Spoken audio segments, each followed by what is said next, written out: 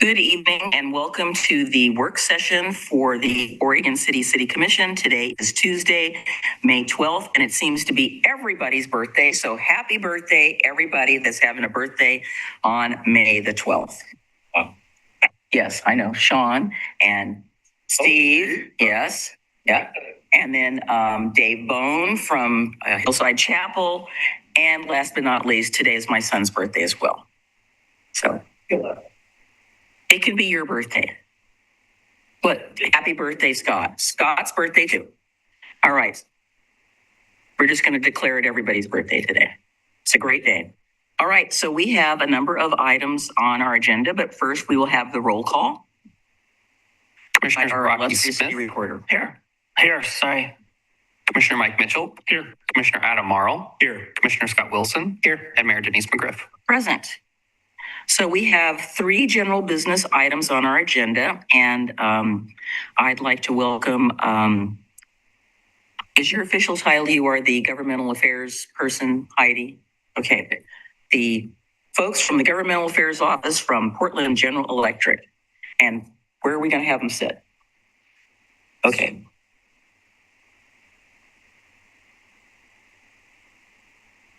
And he's bringing the clicker. Yes, we need the clicker.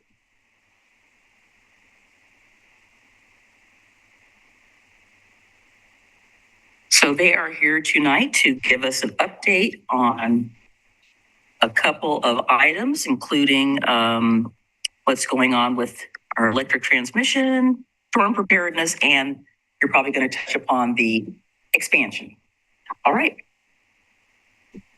Well, I'm Heidi Bell. You got to make sure your green button's on. Green. Green button. There you go. Okay.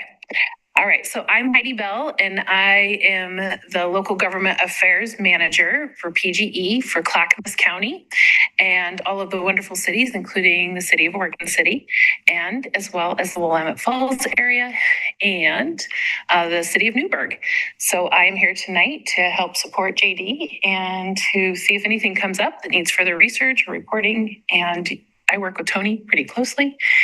And anything that Tony needs, I respond, and as well as all of you. And tonight we have JD as your presenter, and he does grid strategy, planning, and transmission. JD? Yep, thanks, Heidi. Thank you, Mayor. Thank you, Commissioners. JD Podlesnik over our strategy, planning, and transmission. I also have our economic development team rolls up to me, and really wanted to have this meeting, get a chance to go through things that we're focused on at PGE. You'll see a lot of connections between the work that we're doing, the community work here. And so really calling those out and seeing where there's questions, seeing where there's room to continue partnering. So we'll go to the next slide here. As we think about our company and Oregon City, 120 of our employees live within Oregon City. So really well represented with the folks that live around here. We've also got one of our key operations centers that's in Oregon City. We'll talk about that a little bit. Always like calling out the growth.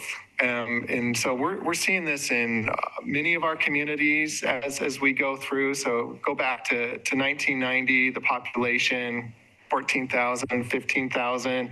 You can see 2025 closer to 39,000 customers. And so the region as a whole has been growing. I think for me, from a planning perspective, that's important because a lot of our large transmission builds, we did that back in the 60s and the 70s. And so, back then it was able to get some of that transmission built and really maximize, utilize that capacity over time. And we're getting to a spot now where continuing to look at where can we upgrade the grid, where can we do those reinforcements. For customer accounts here, and this is just based on meters, you can see primarily residential, but a lot of commercial businesses and industrial. That's really defined how our meters and the amount of kilowatts that those customers do that put them in that different commercial, different industrial. And JD, does the service boundary, because we're talking regionally, obviously is beyond Oregon City, I'm assuming, on a map somewhere. Yeah, and that it's really where they try to pull the snapshot of that, I think based on postal codes as well. So Yeah. The later numbers are, these ones should be just sticking to the city limits. Mhm. Because everybody knows we have people outside that's who right. have 97045 that think they live here, but they don't. Exactly. Yeah. Yes. And we've got some substations and circuits that start in and go out, start out and go in. So yeah, they're connected electrically as well that kind of cross those boundaries. So some of the key things that we're focused on, and a lot of these have really evolved over the last 10 years, just starting with the storms and the extreme weather events and wildfires. So, we were primarily a winter peaking system for 120 plus years. And then as the heat domes and that came in 2021 and we saw 115-degree days, we went to a summer peaking system. And so we've definitely seen the weather changing with some of the heat that comes in, some of the wind, and then also the storms. Primarily in the winter, we've had some of those really intense storms, ice storms where you get the ice loading, vegetation falling, and then just continuing to watch out for as the climate changes, what's going on with wildfires, what's happening with the wind. And so for us, we've got 2 meteorologists in-house now that are really, that's their job, looking ahead 5 days, 10 days, next day. What do we see coming in? If it's a storm coming in, how do we try to position our crews, get the material, get ready to respond there? I mean, that's another reason we're excited for the operations center as we continue to expand that here. Is that's going to allow for more crews, more material to be able to support from this area. The middle two, cyber or physical security and the earthquake, these connect in where a few years ago, our control center was actually in downtown Portland. And as you think about potential earthquakes and some of the challenges we've had downtown, a decision was made five plus years ago to find another spot for that control center to where we could bring in different groups throughout the company, bring them together. And so we've got our new integrated operations center out in Tualatin, and it's really set up where we brought in our physical security teams, our cyber security. There's been events in the past where cybersecurity or physical can see something going on around a substation and seeing equipment getting damaged. They're all in the same place now to where they can coordinate with our operators and figure out what's going on. Almost instantaneously respond and see what type of a threat there. The control center is also set up if there is an earthquake, it's on base isolators. The facility can move 18 inches, stay energized, stay providing that control. If power goes out to that facility, it can survive for 14 days on its own as far as having the electrical and water there to keep it. And we've been doing this with all of our community members, but inviting folks to go do a tour of the IOC, ask questions, see what we're looking at. It will have the operators there. It will have our wildfire team there, and so definitely an open invitation to the commissioners and mayor to do that. The final one that we continue to focus on is just what's happening regionally. Everything is connected in the Northwest. And so if there's a wildfire that burns through in Central Oregon or right on the Oregon-California border and takes out transmission lines with the smoke, that changes how much power is going to cost. That changes how we've got to flow power into the area. And so making sure that infrastructure, those plans are becoming more and more robust is really important in helping keep this resiliency and that focus. Any questions on some of those? Those are some of the really big resilience pieces we're monitoring daily. So I'm assuming there's redundancy, there's a backup to the backup. There is, yep. there's a backup control center, and then there's fully redundant systems to help ensure that the power is staying on and we can control it.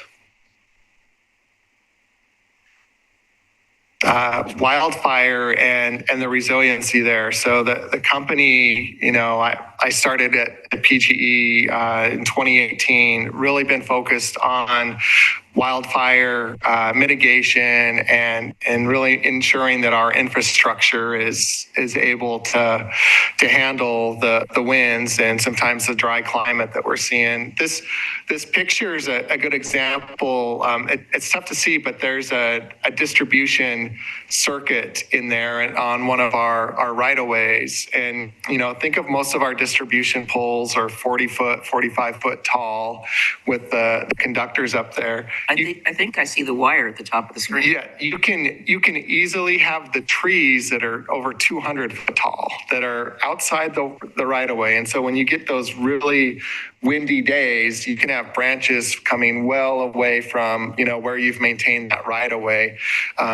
Anytime they make contact with those conductors, that's a potential for a spark. And so doing a lot of system hardening, we've got covered conductor that you can put in to help reduce that. Being able to spot potential ignitions out there. So having the weather stations letting you know we all see what the weather is at the Portland airport, but what's it really like in this valley or at this peak? And is it a different condition than we're expecting? Having AI cameras that are available to all the agencies to look at that can pinpoint in if they see a smoke signal and they're getting really good. Does this look like a controlled burn type day, or is this something happening on a windy day that we need to go after?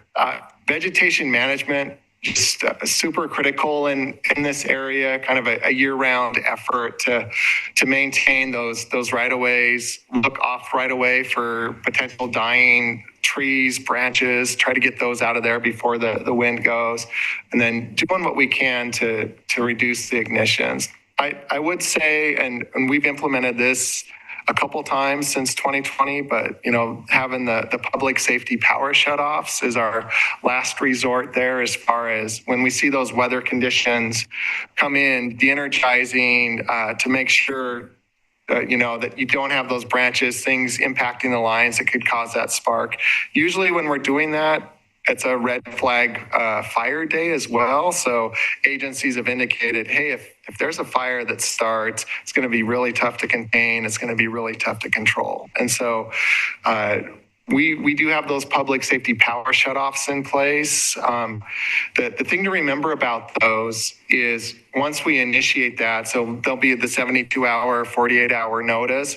We're going to go patrol all of those lines once the wind is cleared to make sure, and I've seen pictures, make sure no branches are staying up on the lines, no tree is knocked over conductor, so where you go to re-energize it, then you're starting another spark. Do you mind if, and just to be clear, if that event was to happen, my contacts are directly with Tony and Denise, sorry.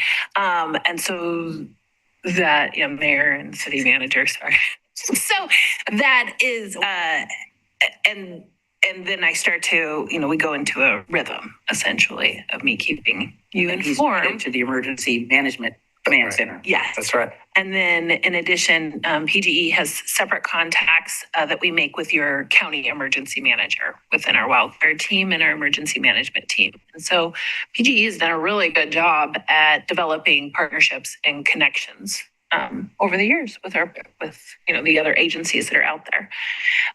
One of the things I think is important that I've learned for the public to know too is that if there is a power outage due to wildfire, whether it be here or up in the mountains, it takes more time.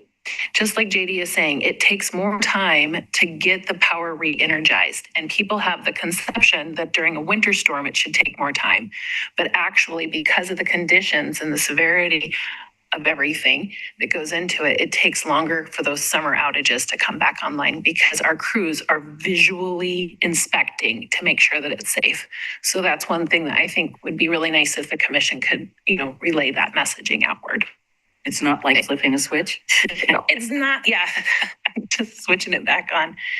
Thanks. Yeah, a couple, and this, Mayor, this fits into your comment of some of the substations, McLaughlin within next to this area versus some that are out, but we are continuing to reinforce some of the substations, which adds capacity, allows us to move loads around on the distribution feeders, which is good. The McLaughlin substation allows for additional power to come in and new protection. So bring that up, that those reinforcements are happening, and then it really links into our planning and working together on, what is the city looking at doing? Where is the growth going to happen? And that information helps feed into our engineers to take a look at the overall system and plan, all right, do we need to reinforce here? How much capacity is available? So I think, as our teams continue to work together, these are where the good discussions come for. How do we want to grow? Where do we want to grow? Is the McLaughlin station, is that the one off Maple Lane? It's off Highway 213, a little, Okay. little off from there. So, we mentioned we're really excited. One of our key and most critical facilities is our Oregon City Operations Center. That's where our line crews, that's where our material come in. If you've ever seen in a storm, those facilities are going 24/7. We've got regional and Western mutual aid assistant that comes in, so additional linemen and crews. And so being able to expand that facility and just set it up to be able to handle the day-to-day blue sky and then also the storms is really important. Just a huge thank you to the planning staff and everyone that helps review the permits and the process for that. I've heard feedback from the PGE staff that it went really well and good working relationship there to get those plans and keep it on track for an opening in 2029. It's just right on the other side of the church right here. It is. Yep. Yeah. So just again, a lot of coordination that's happening within the city projects, also Clackamas County projects that come in, and then as private developers come in, sometimes they're working directly with our engineers and staff. Sometimes they're working with the city on getting those started. So as things come up, feel free to reach out to Heidi, to our business development folks, and we can make sure that electrically we're set up and ready to go. The other thing at the bottom, fitness program. So we go through and inspect our poles and wires and cross arms. And so you'll see the inspectors going through, and as they find issues, they'll be creating projects to replace those based on the condition of the asset. So that's a good way to know if there's a backyard pole or something that's been there for a long time and starting to deteriorate. They can get their eyes on it and figure out, can they fix it, or has a woodpecker been attacking it and they need to get a new pole going. And Tony, I'll reach out to you towards the end of December, and we'll start to work on that with your planning group permits. So again, just a great partnership between the city, the community, PGE. I wanted to call out as we do the Oregon City's First Day celebration, we'll have the electric vehicle ride and drive event that will be coming. So good chance to try out different EVs, ask questions there. There's a lot of different makes, models, plans. That last year. Yeah. They had such a good time. Our staff did, that they want to keep doing it for now and into the future. So thank you. Yeah, I'm a electrical engineer background. So the jobs for future, the engineering, teaching, Oregon City High School, it's just with all the technology that's coming into the space, it's really exciting to be an engineer, get into some of those fields of study. So again, as issues come up, there's a lot of different ways to make sure we're engaged. Heidi is definitely the point of contact for anything that comes up. I'd also recommend just to the commissioners, mayor, everyone, the PGE app has got a lot of really good information on it as well. You'll see your power usage. It's got different programs you can do. It will show outages. When I work the storm response from the control center, we've got the outage map up as well, and we're constantly zooming in, moving around in it, seeing if the information is being kept up to date, seeing if the crews are heading in the right way. So yeah, so I think as you experience an outage or see something, that app's a good way to stay in touch for a lot of stuff, just to let the company know if it's something you need a quick answer on. Heidi's definitely the right person to reach out to. One of the things that we're reminding our customers to do as well right now, it's a good time to make sure that your information is updated in your PGE account, right? So like your phone number and basically your phone numbers, because we will send that, we'll text out information to you for outages. But I also recommend that people experiment or kind of play with the outage app, because there's a lot of details to that. And if you're, frustrated because your power is out, sometimes it's not the best time to crack into something new for the first time. So I think it's a good, thing to play with while you're watching TV on the couch. Yeah, exciting. Yeah. So again, some of the different grants, awards that PG is proud to be participating in, and then see that Oregon City 4th of July Festival coming up. So again, I think great working relationships, and we look forward to continuing all of that. This will be our first year to sponsor your 4th of July Festival. And you can thank the Pioneer Community Center staff for getting a hold of us for that one. Probably Taylor. It was Taylor, yeah. He's great. So wanted to do a quick slide on just our clean energy. So the hydro continuing to be one of the large renewables out there. We still do rely on the natural gas. We're definitely seeing, it's been interesting, especially on the transmission side. The gas is there is a nice thing to supplement if your wind goes away, if your solar is not there. But we're also seeing more, like as the rest of the region adds wind and solar, that you can back off your gas at certain times of day, certain times of the year, and really let those renewables go through. So 45% non-emitting. Over on the right, this is just looking at Oregon City. A lot of customers, residential, commercial, supporting the green future choice. So those are actually helping support renewable projects. And then the green future blocks, that's where customers or commercial actually buy kilowatt blocks, 200 kilowatts of power for that. And so to think about that for like a kilowatt. So if you had a 1,000 watts, so 1,000 light bulbs that added up to 1,000 watts, and you kept them on for an hour, that's a kilowatt hour. So that's, you can see there's a lot of interest there in supporting that.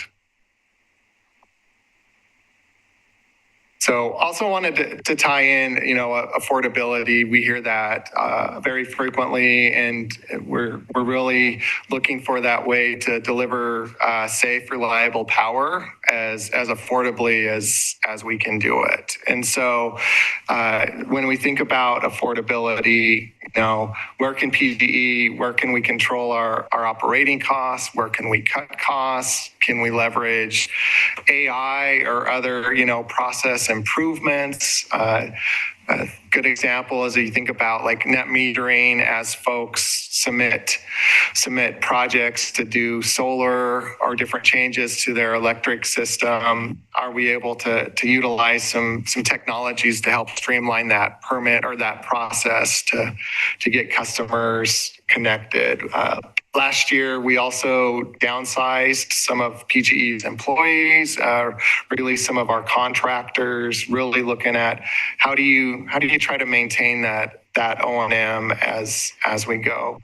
Ensuring fair cost allocation, that's a huge one for us. Data centers are in the news all the time. And so just this week, we had the Oregon Commission rule, PGE and others, we requested a new schedule or tariff for large data centers. And so that was just ruled to create a new schedule for data centers. And that's really focused on growth paying for growth and making sure those really large loads, they're paying for some of the capacity increases that they're bringing onto the system. And so that's going through. We're working now to figure out how do you get those tariffs, how do you get everything set up in place. But that was a good ruling because prior to a few days ago, data centers weren't a separate class or a separate entity as far as the schedules. They were just considered industrial. So now there's a data center. Maximizing external sources of funding, utilizing grants, taking advantages of tax credits. We do this both for some of our capital projects and then also some of the new resources that come in. And then the final one, really one of the most important, what type of programs can we offer our customers help lower the cost? Again, that's where the app, as you go into it, it's got really good ideas in there. I walk through that with my kids sometimes. I can, figure out, all right, is it appliance? Is it gaming? What is going on in the house that's driving that? So here's you'll see there's a lot of different customer tools out there. I think it's, as you're looking at the app, it's giving that call in, getting that assistance on what's going to work best with your situation. And I'll add, I'm working with Taylor for PGE to come in and offer people to sign up on the spot for the income qualified bill discount. So we're going to have that over at your community center. Which is good. So this is one where we offer income quality bill. And so you can see, again, Heidi, correct me here. Is this one by zip code or? This one is by zip code. Yes. Yeah. That's the important disclaimer. So we think there's 63% of the households that could qualify for this are utilizing it. And so how do we help get the word out there to the 40% that could utilize the service? And so that's what Heidi was mentioning, trying to get that out there in the community with the right links and connections. And then final thing, just again, a reminder, just the collaboration, and Heidi is our point person in the company. So she'll go up to the officers, she'll go to myself, to our employees as things come up, and there's a question, need resolution. So Heidi's that great one-stop contact, and you'll see Heidi as we're talking about business development. Heidi will be in the loop on that. As we're talking about other programs, Heidi will be there. So we just wanted to share this with the group. I'm happy to answer any questions, any comments. Any questions or comments? Go ahead. Thank you. Thank you for the presentation. So I have a few questions. First, is it still the case that you are not allowed to include hydro in your renewable portfolio standards? Yeah, I think it's still excluded as a kind of a legacy resource. Yeah, so I think it's easy for people to point at the rate hikes and blame it on PGE. And I try to remind folks that this process is heavily regulated by the state. And in order for you to justify those rate increases, you have to prove why you need those. And one of the reasons why they're getting approved is because you've proven why the investments that you're making now move or correlate to those kinds of price increases. And I think it's really unfortunate that we as a state are self-imposing regulations that are impacting these fees or these hikes that we're facing. So basically, the question that I just asked for people that don't know is that the state imposes requirements of how much of their renewable portfolio, the RPS, the renewable portfolio standard. Organization within the state that regulates them. Because I told somebody about the Public Utilities Commission. PUC, they'd never heard of it. So I'm going to finish. Thank you. The reason why, now I'm trying to remember what I was talking about. Oh, the RPS. Yes. So the fact that you can't include hydroelectric power as something that counts toward the state mandated clean energy requirements is something that requires you to go above and beyond, which I think is great, but we also have to acknowledge the fact that it greatly impacts the costs that we're paying because we're artificially lowering based off of what qualifies for that. So I just wanted to recognize that. I'm trying to remember if this was last year or sometime more recently, but we had a presentation about the utility pole EV chargers that you guys are working on in the community. I was hoping for a status update on that. They're in, aren't you? Yeah, You're using them. they should be in. I've used them on occasion. Yeah. Are they working? Yeah, they work. The app is a little clunky. Okay. And one of the issues that I noticed with it is if you happen to exit the app or shut down your phone when you reconnect, it won't reconnect to your session. So you have no idea where your status is, what your charge is, what the update is. But I mean, it keeps charging. I'll tell you at the end, but they're functional. And I will say compared to other paid charging options, pretty affordable. Okay. Could you, Feedback. do you have like usage information on that you could get to us? We could get it. Yeah. Probably could. Yeah. That would be great. Okay. It hasn't been in that all that long, but they must have some information. Yeah. And then lastly, when the roundabout went in on Maple Lane, it was communicated that there would need to be some changes in order for certain vehicles to make it through. And I believe it's been over a year since that happened. And the claim was that it needed to be altered so that it could happen X many times per year. And to my knowledge, those alterations haven't been changed. So what have you been doing to get around in order to reach your operations building, and what are you going to pursue, if anything, for that roundabout? You're a good question asker, and I pride myself in being a good question asker. So that's a good compliment. Do you want to take that one, or you want? We'll have to follow up, for the operationally. Yeah, I don't know if. I think it's only certain equipment during certain times, and so it, knock on wood, hasn't had to happen yet. But myself, my boss, and a few others actually have a meeting next week to travel down a little bit further down this situation. Yep. But I will be in communication with Tony if anything needs to come up. But so I'll have to wait till next week. Okay. In order to know more. Yeah. But it hasn't left our minds yet. If that's, It hasn't left mine either. It hasn't left our minds yet. We talked about it at our For any of us. recent meeting. For any of us, yeah. They were still working on getting back to us. Thank you. Yeah. Michael? When will you break ground on the operations building? Good. Another good question.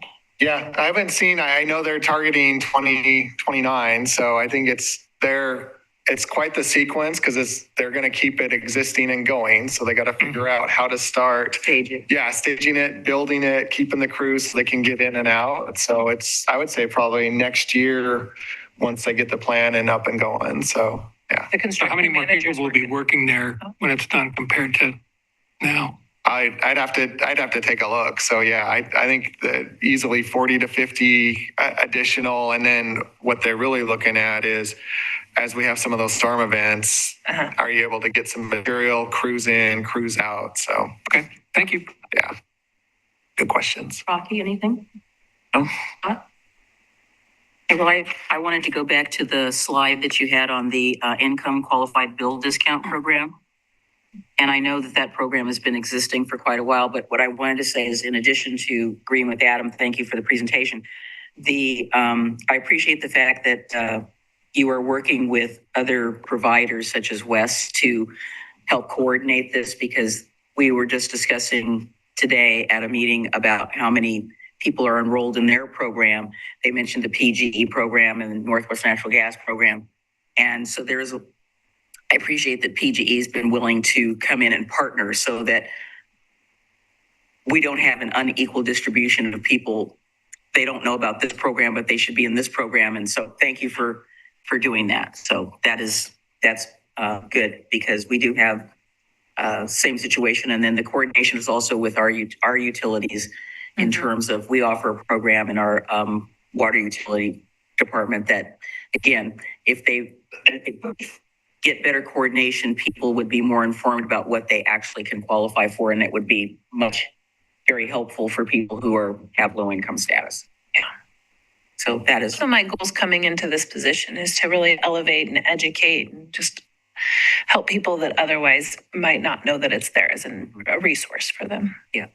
It's important. So I appreciate that, because that's great that it's finally kind of coming full circle so that everybody will know what they need to know. So I appreciate that. Thanks, Mary. Okay. Well, actually, as long as we're on the slide, if I can real quick. Sure. So the third bullet point is services have been disconnected due to non-payment in the past 7 days of severe weather or poor air quality. PG will reconnect at no upfront charge to customers' requests. So essentially, they just have to call and ask, hey, can you reconnect me? And that'll happen. I will follow up on that, but I think that we are smart enough to know who is disconnected and reconnect it without people having to ask us. So I mean, It just says at customer's request. And so my request would be reconsidering that. Yeah. And eliminate the step of people having to reach out, call, can you please reconnect my service? And maybe not disconnect people when there are severe weather events. at the customer's request. Yeah. Let me double check that, because yes. I understand what you're saying. Not important. Yeah. Just so I can do that. My last question is, so I know that there's been a real push in certain areas to create underground opportunities, because it's safer, better that way. But when you have older neighborhoods, for instance, like McLaughlin neighborhood or in Kanema, where you've got geologic constraints where you're not going to be able to dig a trench because it's all rock. So are there things that are happening with the programs that you're talking about that you're doing internally to help make sure that those areas don't have situations where power is going out because of, big pull? And I know you're not the only folks on that line, because there's a big, huge in front of my house. There's a big, huge, it's not PGE, it's one of the cable companies. And I was like, okay.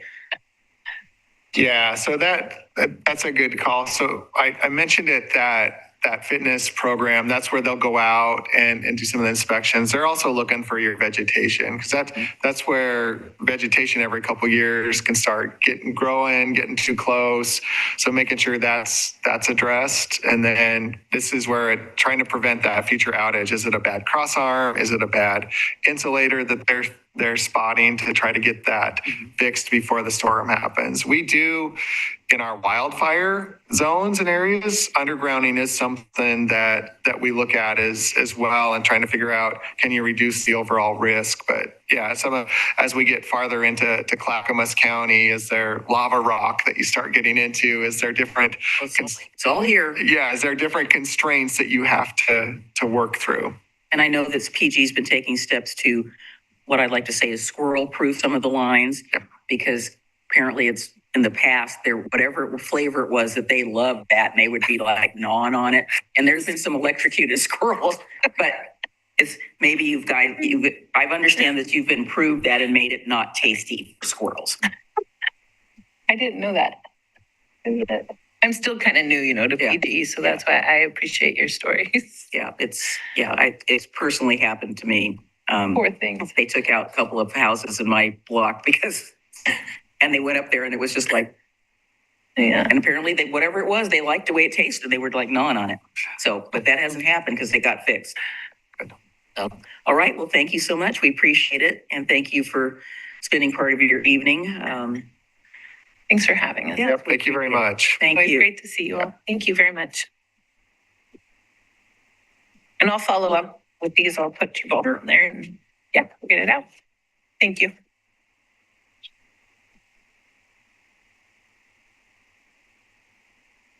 All right, Scott, we're glad to have you back.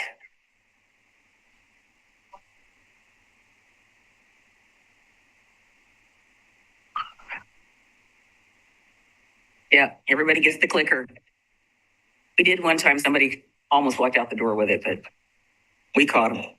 Jacob was right on.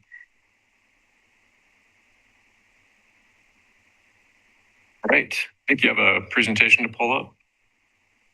And when you're speaking, make sure that green comes on, push the button. All right, good evening, Mayor and Commissioners. Scott Archer, I'm your Parks and Recreation Director. And this is Kirsty Oswald. And Kirsty, do you want to just give a brief intro of yourself and your firm? I am a landscape architect with AKS Engineering. We're the consultant helping your staff move this plan forward. So we are here tonight to give you an update on the Clackamette Park Development Designs and Public Involvement Plan process. And what we'd like to do is just take a little bit to walk through some slides, give you kind of an update on why we're here, why we're doing this project. And then Kirsty's going to actually walk you through some of our preliminary development design concepts. And then, of course, we'd love to hear your feedback or answer any questions for you. So first of all, kind of why this project is teeing up. Let's try not just pushing it on my computer for myself, but doing that way. The project history. So the current plan project history. There was a public master planning process for Clackamette Park that was started in 2021.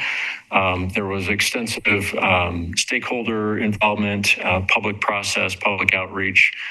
We involved the City Commission and PRAC, and that started in 21, and ultimately it was there was a what is titled the Clackamette Park Master Plan, which was approved in 2023. The sort of key components or key findings of that master plan are, so the interest from the community that we heard and interest from stakeholders was we want public plazas, gathering spaces for organized events and informal activities, river access, of course.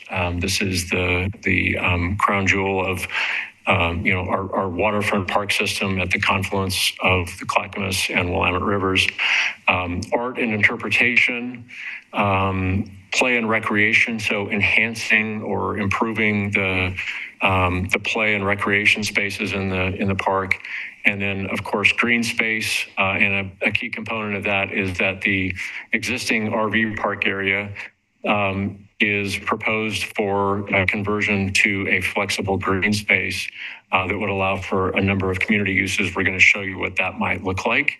And the discussion around whether and where to move the RV park.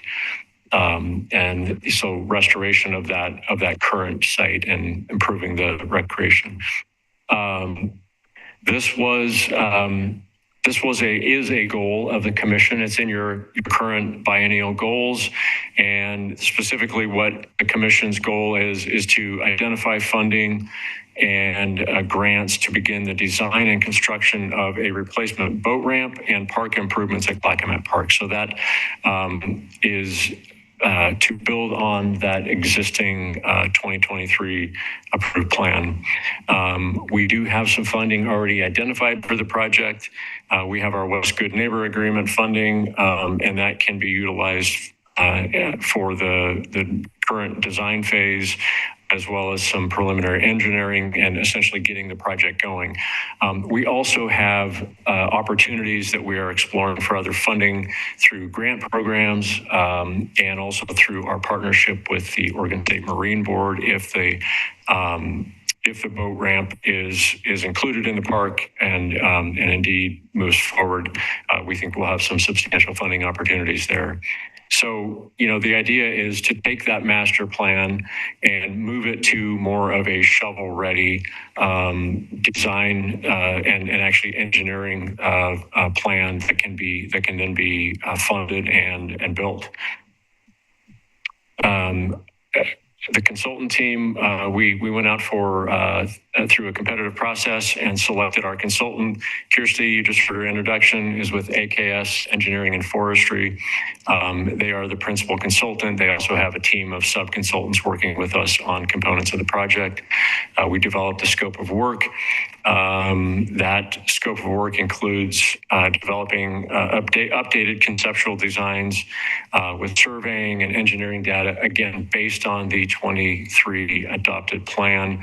The scope of work is intended to either reconfirm the master plan project goals, or if there is different direction, to hear that direction both from commission stakeholders like PRAC and others, and of course our community, and then move those forward to engineered plan sets and permitting. Of course, we want to engage the community through this process to really, ultimately, what we want to do is, this is our opportunity to do what really is going to be a legacy project for the city. We want to build the Clackamette Park that this community wants. And of course, the City Commission, you will have the final decision on the plan that we will go out and seek to build. But we are indeed going to work through, basically a process to affirm that this is the park, in fact, that we want to build. So we're going to, we have updated conceptual designs that have already been preliminarily developed. You're going to see those in just a couple minutes. We want to review those and receive feedback from you. And this is the start of that process. We're intending to bring this to PRAC at their next meeting in a couple of weeks or so. And again, community. And that feedback is going to help us confirm those design elements that we want to include in the park. But we want to do this before we launch into the final engineering, so that we're sure that this is what in fact we want to proceed with. Public involvement will be significant public involvement. We've developed a public involvement plan. We're going to speak about that just a little bit. And we're going to ensure that there's clear communication with staff, the project team, the community, and again, of course, the commission. And so with our public process, the first major public involvement opportunity is coming up in just a little over a week. Week from this Thursday, May 21st, we'll have an open house at 6 p.m. Right here in the chambers in this room at the LibQ building. We intentionally timed the timing of this work session with you this evening ahead of that, because we wanted to give you the sort of the first unveiling of the preliminary plans that we'll be talking about at the open house, and also an opportunity to, again, receive your feedback and see if there's anything that we need to think about in terms of when we go into that open house. And so with that, what I'd like to do is hand the clicker over to Kirsty and let her walk through some of the actual development concept plans that we've got.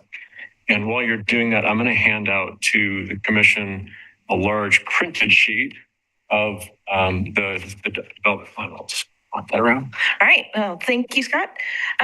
Just to give you kind of a high level overview, and then we'll kind of zoom in into some focus areas here. So our job that we see here is really kind of weaving in some of the new elements that were identified in the previous master plan in 2023, and work those into the existing fabric and keep what makes the park special.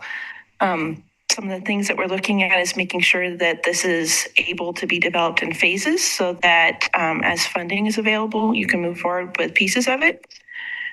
And then also maintaining both river access and the recreational trails along the river. That was very important to the community, as well as the green space and the mature trees in the park. Some of our improvement focus areas are an event and open lawn space for community events, kind of down there in the bottom left corner. Signature playground in the center of the park, sports courts, namely pickleball courts in this case, RV park, and boat and kayak river launches. And then improving some of the trails, condensing them, and providing better pedestrian access to the river. And what's staying as part of what's existing, the horseshoe pits will stay in some form. They'll be modified slightly. Parking and vehicle access, we're trying to maintain as much of that as possible so that we're being good stewards of our resources. But those will be enhanced with some additional parking and reconfigured where it makes sense. Picnic shelters will remain in the same locations as they are currently. Those may be remodeled or replaced if maintenance needs at, as well as the restroom, again, maintaining that in the same location, but integrating it really into the amenities at the heart of the park. The skate park will remain as it is for now. That will be part of a separate phase, and it's not something that we're looking at with this current push. The entry into the park will remain in the same location, and then also the RV dump station will remain. So this first focus area is the event area. Our goal is really to have this be multifunctional, providing that space that you need for larger community events, while also providing the flexibility for non-program use during the day. There's parking and paved pedestrian paths down to the river. So that really allows for enhanced beach access. And then several overlooks along the path create opportunities for gathering and for the art and interpretive elements that Scott mentioned. The stage can be used for picnic tables or events or rentals. And our goal with the design of that was not to overpower the space or block views of the river. The paths shown here are wide enough for a maintenance vehicle or event setup vehicle, or even food carts to come in as needed. And then some native plantings throughout this area and along the river especially.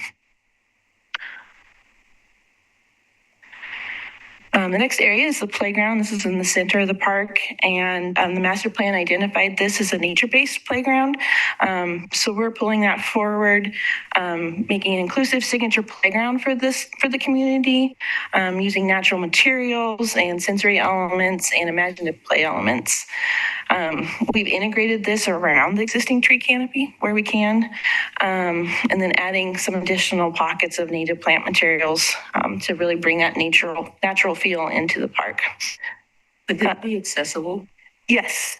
for Yes. all One of the levels of children? Yes, and one of the things that we're looking at is a unitary solid type surfacing, probably leaning a little bit more towards the play turf right now, but we'll be kind of evaluating that material against durability if it floods. At the center there, you can kind of see there's a multi-story play structure. Picture of a conceptual idea there in the bottom right-hand corner of the slide here. And the idea behind that is it really creates a sense of excitement and wonder as it's visible from multiple areas of the park. Also, another key feature would be an interactive water table. This would mimic the confluence of the Willamette and Clackamas rivers, and it would be fully accessible.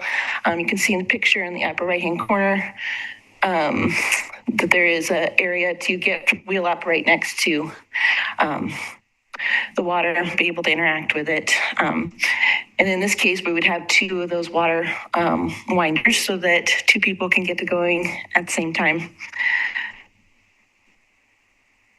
The restroom, as I mentioned, would stay in the same location. You can see that it, makes sense now, right? Because it's next to the playground area, as well as one of the two existing picnic shelters in that area integrates better. Final thing I think I'll mention here is a plaza area, and this area can be used for events, also for food carts. So it'd have food cart hookups, so you could have something during the week there.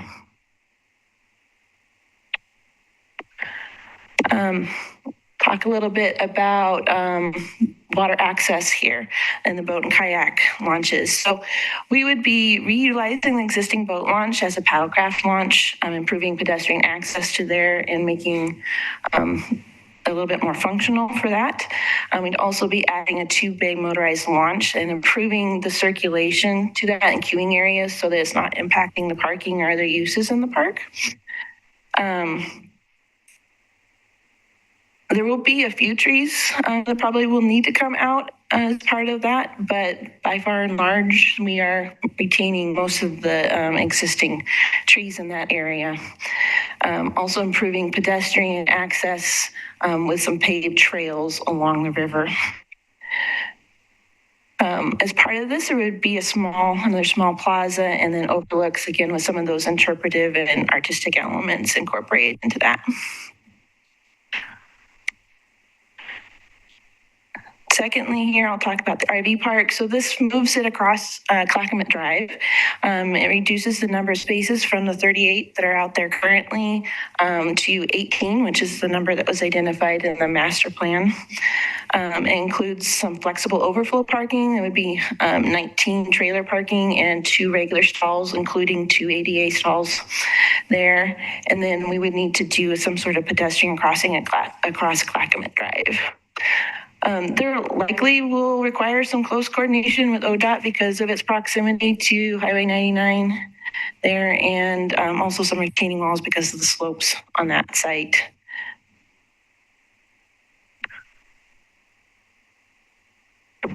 Take it back up there. So just kind of wrapping up, again, community engagement plan and process is really launching.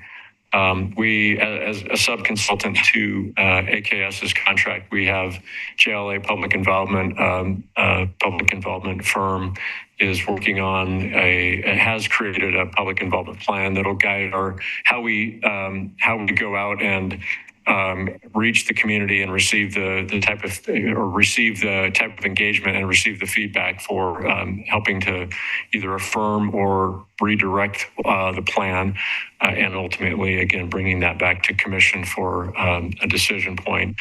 And that's going to integrate with other public engagement efforts that we're doing currently, such as the aquatic and EOT processes. There's some overlap of, if we're going to be doing outreach at large community events or things that we can engage our community, we're going to try to attempt to see if we can kind of, have people aware of all of those different things. So there's going to be some overlap of public engagement. It happens to be it's 2 completely separate processes. Kirsty's firm is doing Clackamette Park, and we have another firm doing the aquatic and EOT process, but they both happen to have JLA as is their public involvement firm. So there's some natural overlap. So we think we're going to get some value add and extra engagement that way. And again, those opportunities coming up are on the screen. Public open house, May 21st. PRAC meeting on the 28th of May. We will have a project website going live on May 22nd, and that'll be embedded with the Parks and Rec project page. And before we stop and open it up for questions or conversation, a couple of things I just want to reiterate from Kirsty's walking you through the preliminary development plan.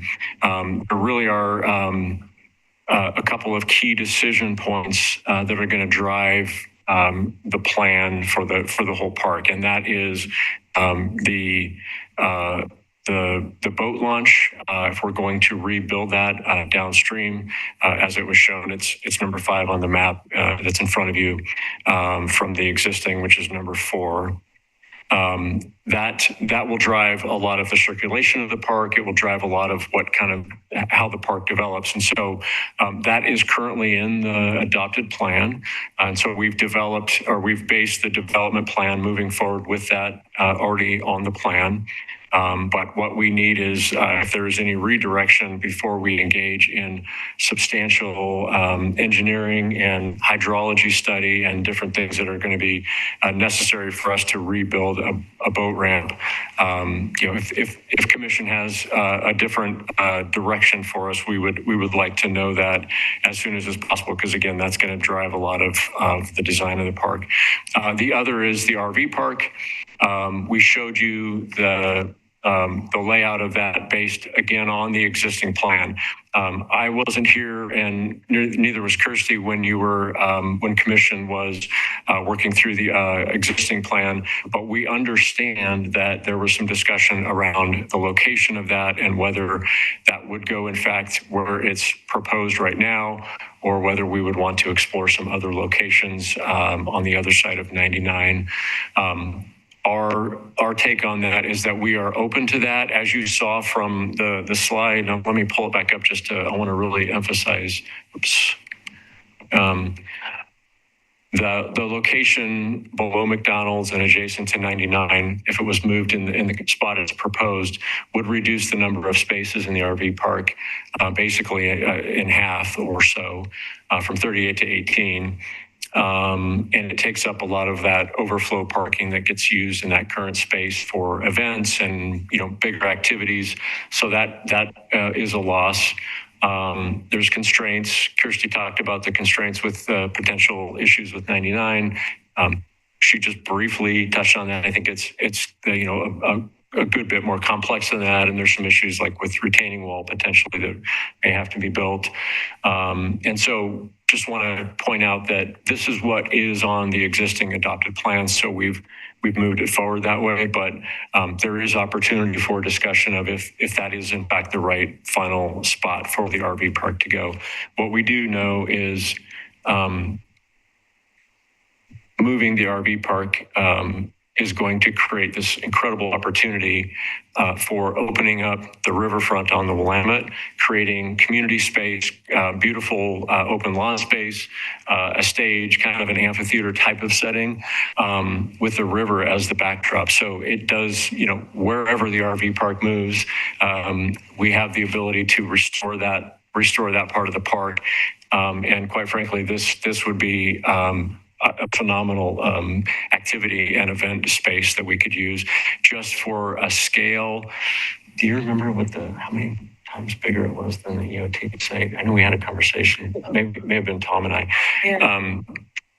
So I'm going to be a little general, not very specific, but we were having kind of a high level analysis of, if you think about the current space at EOT that we use for concerts and 4th of July and things of that nature, this would create a space that would be something along the lines of 3 or so times bigger than that.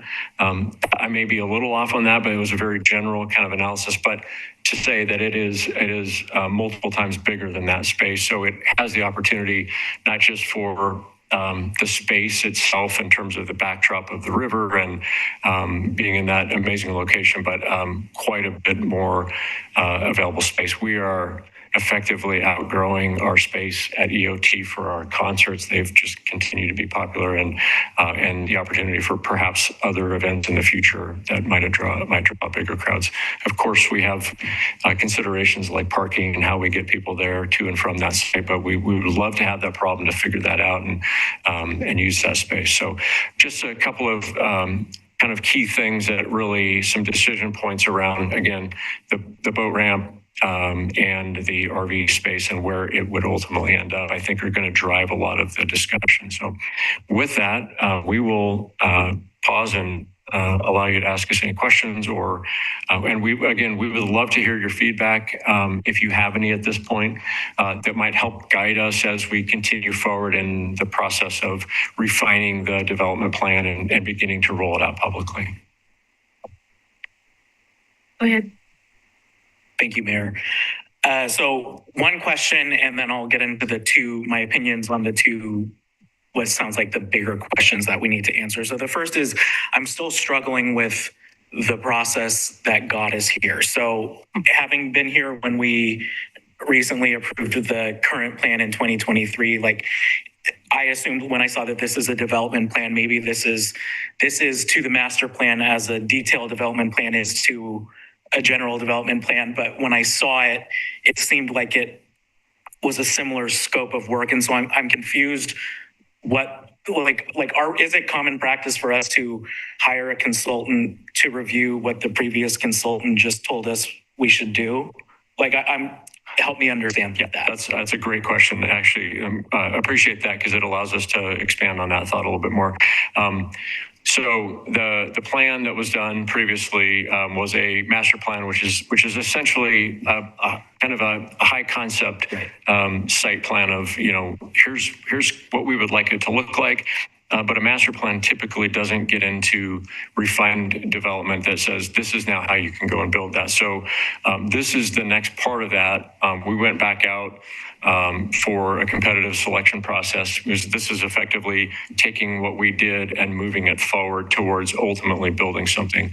And so it is not the same firm that did the work for us before. Just that's how it worked out through the selection process. What you're looking at right now is our current firm's take on this is how we see that master plan that you did, with a little bit of refining and tweaking for you to consider some options that sort of, quite frankly, maybe even sort of elevate that plan a little bit. This is just the first blush starting point now where the real work is, and this is I think the crux of your question, Commissioner, is now we take that and we roll it out and say, let's affirm that this is what we want to build, and if so, or do we tweak some things, or do we change anything? And then Kirsty and her firm turn that into plans that we can build. They actually do the engineering. They do the further analysis. They've begun some of the analysis already with Cultural surveying. Yep, cultural surveying. We've done some Survey, arborist work. Yep. So some of the preliminary type of things that you would do when you're going to go build something that weren't done as part of the plan before. So we're taking what we did. That isn't money that was just thrown away, or that plan wasn't just simply shelved or something. It was work that we're using, and we're just building on that. Now we take that and go into the development process. But before we do that, because it's been probably around 3 years now, we wanted to say, is this what we want to build? And that's the purpose of this plan right now. But we're just getting started in this process. Yeah. So further into the process, it will be more like the DDP as opposed to looking like a general development plan. Okay, that makes sense. Thank you. Did you have? Can I just interrupt 1 sec? I just did a quick kind of on our GIS mapping system. You're able to calculate area. So this is just back of the napkin, right? And just kind of did the perimeter up to the wagons at EOT from the stage. Kind of grass area. I actually went up almost like, because sometimes people do go right behind the sidewalk and between the sidewalk and the wagon. So I just kind of went up to the wagons, around to the sidewalk along Washington. That's roughly, right, freehand in this, about 32,000 square feet. If I just do the gravel area of the RV park, it's just under 90,000 square feet. So it's almost 3 times in size, just for kind of scale of the area that we're talking about. Because, when you're at EOT with the trees and the development around it, it feels very different than the RV park. But, the RV park almost feels smaller, but once you actually measure it, it's actually quite a big space down there. And thank you for that context, because that gets into my opinions on the 2 questions, or maybe there are more, and let me know if I don't get to all of them. But the 2 big ones being the boat launch and the RV park. So first, I'm pleased to see that the RV park is still proposed to be moved to that location. I know that was a big point of contention, but I still feel very strongly that our parks should cater to the recreators and not just to people who own RVs. And the fact that the prime land on this park has been only for RVs is, I think, not the greatest use of that space. So I'm glad to see that change is still there. And then on the boat launch, I still struggle with the idea that we can change it, but then wait another couple of decades for the river to realign itself and then be in a similar position to where we are now. So I still have a hard time with the idea of a boat ramp along the Clackamas period, because I just am not interested in being in this position, or future commissions being in this position to decide another costly capital project to undertake in order to make it right. If there's a way to make it river-proof, if there's a way to make it a little more durable than what we've at least heard from experts in the past, and that's something else. It's not that I don't want a boat ramp, it's that I don't like the idea of making an investment now only to have to change it later. Well, we've already done it. Right. Multiple times. Please go right ahead. Yeah, and I think I'll also let Kirsty comment on this. Part of the selection process with finding a firm to do this work was that we wanted a certain level of expertise in building boat launches and working in rivers. So I don't think there's any guarantee, of course, but I don't know if you want to make any further comments on that portion of it. But that is part of their expertise, is to study that location, find the right spot and or the best spot, and then design it as such to the best that we can. Yeah, and I will fully admit that that is outside of my personal field of expertise. But yes, we do have a hydro consultant that will be doing survey of the riverbed and taking that into consideration. Okay, that's good to hear. I just think that it should be a consideration. I don't know what the majority is anymore, but if that is the majority, I would ask that it at least be a consideration what the option not to do it would look like. So I think we did talk about that previously, about the option of not doing it. Yep. Scott? Thank you. So first I The other Scott. the other side. Scott's there. There we go. So first off, I was actually out at Clackamette Park on Sunday, and for the first time, drove out into where the RV park is. And my first thought really was, man, what a waste of this space. Like, there's so many better things we could be doing with it than putting RVs here. So I really love the idea of moving the RV park on there and reclaiming that space for people to use and have access to the river. That's great. The second question I have, and I apologize if this is a bit opening a can of worms, but just from my own perspective, why do we need another boat ramp? And I am sorry, a lot of these discussions happened right before I joined, but we had that conversation. It's not another one. It's the same conversation. We have a couple. Yeah. So it's not an additional one. It's right. It's a question. I guess the question is, there is a boat ramp that accesses the river on the other side. Correct. And so my question would be, is it capacity? Is it size of craft? Like, what is it about this boat ramp that has a case for constructing it? Well, there's one there now. I know. Yeah, but it hasn't been used since. Well, and it's being undermined by the changing current of the river. Almost a decade. I guess what I was thinking, there's a ramp at Sportcraft, like on the Willamette. I can speak to what I've been told about Sportcraft. Thank you. It's terrible. Okay.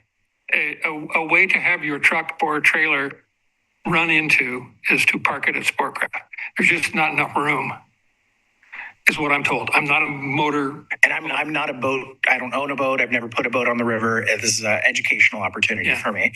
That's the challenge with Sportcraft. But is that a parking problem or a boat ramp problem? It's been a fortune on that boat ramp. Yeah, it's parking. It's parking. Okay, then I would use it as an argument for the boat ramp. It's parking and access. And again, one of the reasons I ask the question is, the installation of the boat ramp in this plan from a green space perspective takes away from that. And so I'm just, again, kind of learning. Shall we make him watch all the meetings? I need to go back and watch. I just need to, Tony, send me all the videos and I'll go back and watch them all. Okay. Oh, I think they were there. I think second. Well, no, they weren't. Scott was not there. My second question would be for item, for the existing boat ramp that's being undercut. Is there a way to make it inaccessible to motorized craft? I'm just envisioning people not wanting to wait and, I'll just use this one here. For motorized, is that what you said? It is not usable, and I don't think at this point there really will be a way to make it. It has to do with the location on the channel. The river has shifted. Mm-hmm. That's what caused the undermining in the first place, and I think it has become very apparent that it would just be a very bad spot to rebuild.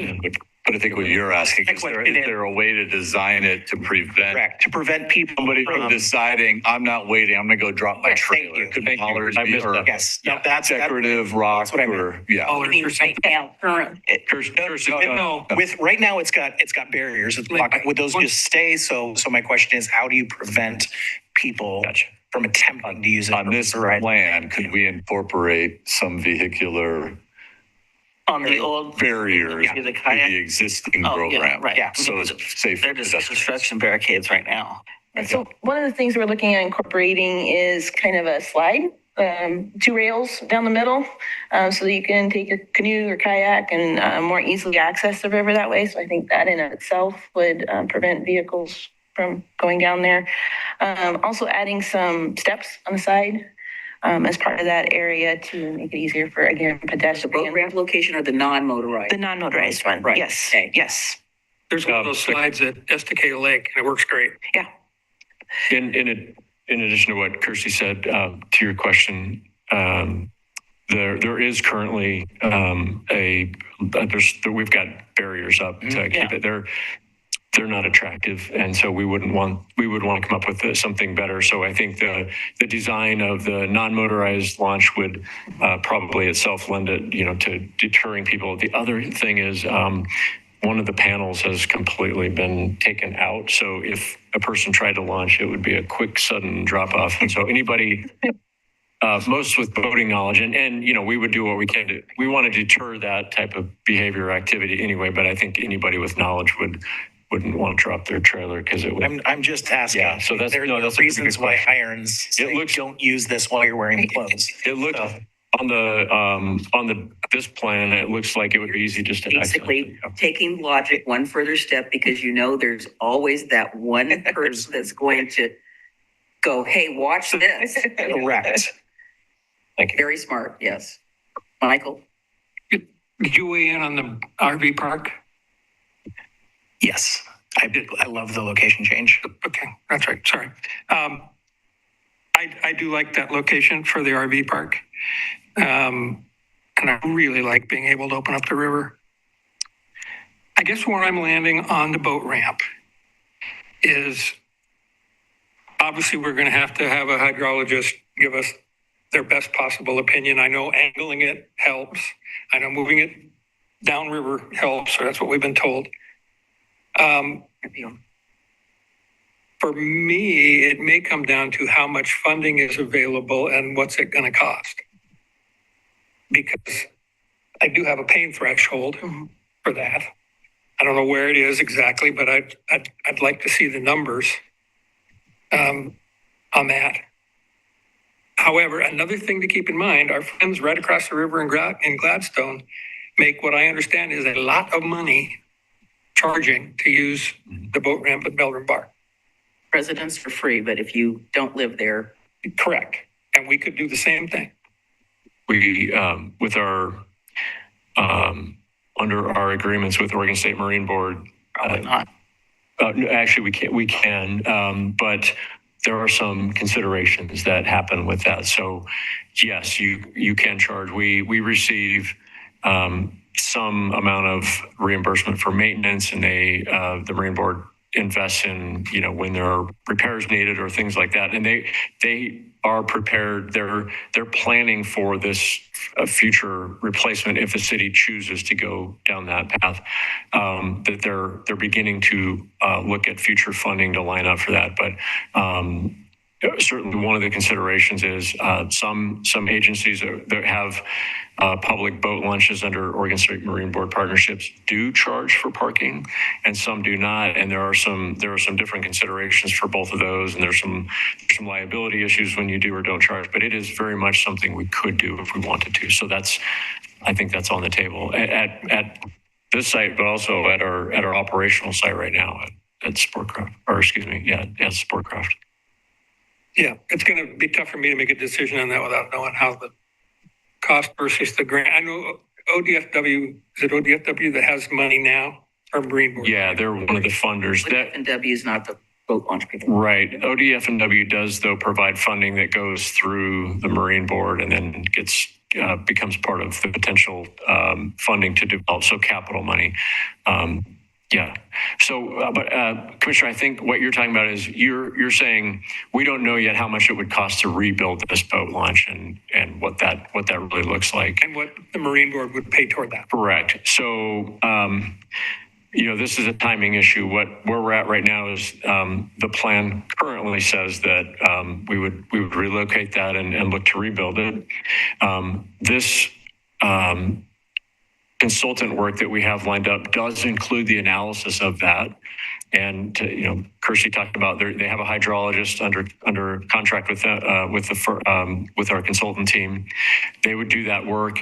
That would lead to engineering of what a boat launch would look like, exactly where it would go, and then we would get to preliminary cost estimating.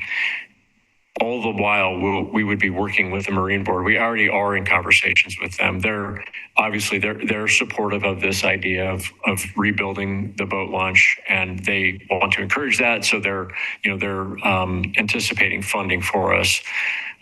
What that amount is and what we don't know yet is how much it would cost to actually build the launch. And we won't know that until we say, let's now go forward and do the engineering and the hydrology work to determine how that looks. So it is like it's the horse and the cart. And, we kind of have to we would have to spend some of our consulting money on making those determinations, doing a preliminary design, get the cost estimate, talk to the Marine Board about what amount of that they would fund. So all of that is a bit of an unknown, although we do have, we are fairly sure that they would fund a substantial portion of the ramp if we built it. That's about the best I can say right now with what we know. Hey, Rocky, you might want to go first because I'm going to be long. Well, hopefully you won't be long. I mean, I can be as long as I want. Well, no, I'm just saying, hopefully you'll be succinct. But anyway, so let me just throw some things in. So I support the RV park being moved. What I would like to see in the plan is a heavy vegetation buffer between the last adjacent to McLaughlin Boulevard as much as we can. I don't know about a retaining wall, but maybe we need that, but more vegetation there would help buffer it. I mean, I've been to many RV parks and a lot of them along I-5, they're right along the freeway. I mean, so I don't see that as a deterrent. I want to make sure that we require payment for the RV dump station. I don't think it should be free. I think it should be help pay for itself. I'm glad to see a lot of pedestrian pathways through the site. So, when we have events, people are walking right now, they're walking kind of everywhere. What we heard from the master plan process is that people wanted access. We wanted to be able to see the river. We wanted to be able to stroll along the river. We wanted to lay in the grass or whatever is going to be there. And so this completely aligns with what that plan had and makes it more accessible to the public so that we can use the river as an asset as opposed to having a barrier between ourselves. I mean, I've gone down, parked by the RV park and walked along the river, but it's not great. Question, don't have to answer at this stage, but why do we need 4 pickleball courts? I'd like to see maybe 3 pickleball courts and we use the other court. Somebody wants to play tennis. I do have a question. So right where number 2 is, if you go to the left, what's the crosshatch thing there? Is that a building or? Number 2. Oh, yeah. I think that's the existing parking. No, you go to number 2 and then you see the rectangle with the. Oh, yes, that is currently 10. It was a maneuvering area for the old boat ramp. All right, because it wasn't labeled and I thought, okay, what was in there? Yes, that's existing. Okay, that's existing. Let's see, what else did I make in my notes? I know we have talked about having other venues, but when our venue is full, it's full. And nobody, we can't keep having unlimited space. If you go to the Moda Center, you go to one of the other parks, it's when you get to your capacity. And so sometimes people are turned away. I mean, I feel bad about that, but I don't want us to build something because we think we're going to accommodate the entire world. The capacity is, we welcome our residents. We want them to be there. We welcome the visitors, but it's really no different than any other venue that's out there. And so there will have to be some capacity. I know we're getting to the point to where at the EOT, we're just not going to be able, to accommodate everybody that wants to go there. And I don't know what we do about that. I mean, it is what it is. So I guess the thing too is about, I have parked in the number 2 area and been in tandem parking, where I'm the first one and somebody's behind me. I don't know how we avoid that, but that will allow for more parking. I like the number of spots that we've got for interpretive signing because there's so much history down there that we need to be able to, let people know kind of what is happening and how, and what this place is, where it came from, what it's doing, where it's going. And I love the fact that we still have the life vest station. I mean, I wish more people would use them. It saves lives. We just had a presentation at both the Youth Advisory Commission and here about water safety, and it's super, super important. I like the spot there. We've got 19. We've got a space for some possible food courts, kind of the same way we do at the EOT, where they can come in and we can accommodate some food options. Either that or they'll walk over to McDonald's. So we had a very courtesy-driven discussion about the boat ramp. And my feeling about that is I would rather not see it be rebuilt. And I know we have people who, that's a great fishing spot, but I just can't see getting grants from the Marine Board, building it and have the river do the same thing because we don't control it. The river's going to do whatever the river's going to do. And I feel like, people are going to tell me that, how could I say that? But we've been here before many times with this. We've had them come in and had repairs done. And unless somebody figures out how to tame the Clackamas River, which I don't think exists in our lifetime, putting it back and then having to do it, as you stated, down the road doesn't make any sense to me financially, even in the, short-term gain by keeping it and fixing it up for a long-term. I see an unending bill. And I know that the Marine Board is really keen on getting these things for folks, but I just don't know where else we could put it. We've already explored. It can't be on the Willamette. That is totally out, and there really isn't any other place. And the Willamette and the Clackamas is doing what the Clackamas is going to do. I mean, the kayakers love it because it makes a little whitewater thing there, which probably when we fix that, it might go away as well. But I just can't support putting it back at this point in time. Something that we should probably look at if we know there's some big event, we got to figure out some way for some minimal cost of having some sort of a shuttle that when we get to the capacity with the parking, that we could get people over there. The one thing I did want to say is that I know there's a number of ADA parking spaces that are in here, but we have enough. This is something we have totally, analyzed. I mean, it's not going to show up on this. Yes, I'm just saying, yes, it will. That's something that we need to, and making sure that those are dispersed equally throughout. Yeah. As I know right now, I don't think we have enough at the end of the Oregon Trail Center. So that's all I have for now. I might think of something. Rocky will probably bring up something that he brought up from some time ago, and we can go circle back. So please go right ahead. Okay, so I will try to be as quick as possible, but I want to comment on a lot of things. One, I will just say that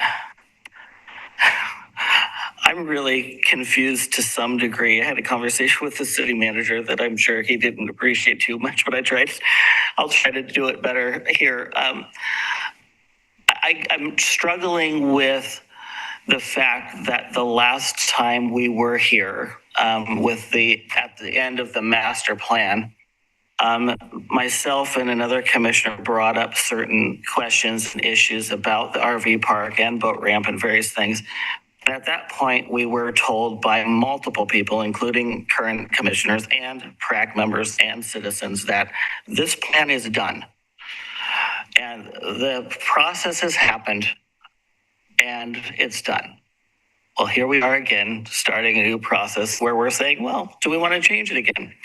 So I'm just going to say that as it is, because we're now allowing the public to do what a couple of us commissioners were not allowed to do, or were basically, I mean, we were allowed to do it, but no one really, kind of put much merit in it because it's gone through its public process. Well, apparently it's going to go through another public process. So all this is essentially still up in the air.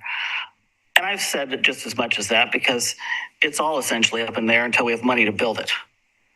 And I will say, just as a city commissioner, this is probably the fourth different plan I've seen in my time, and yet we've not done anything with it. And so, I want to talk about the time frame because none of us want this park to, continue to be planned for decades without actually building it.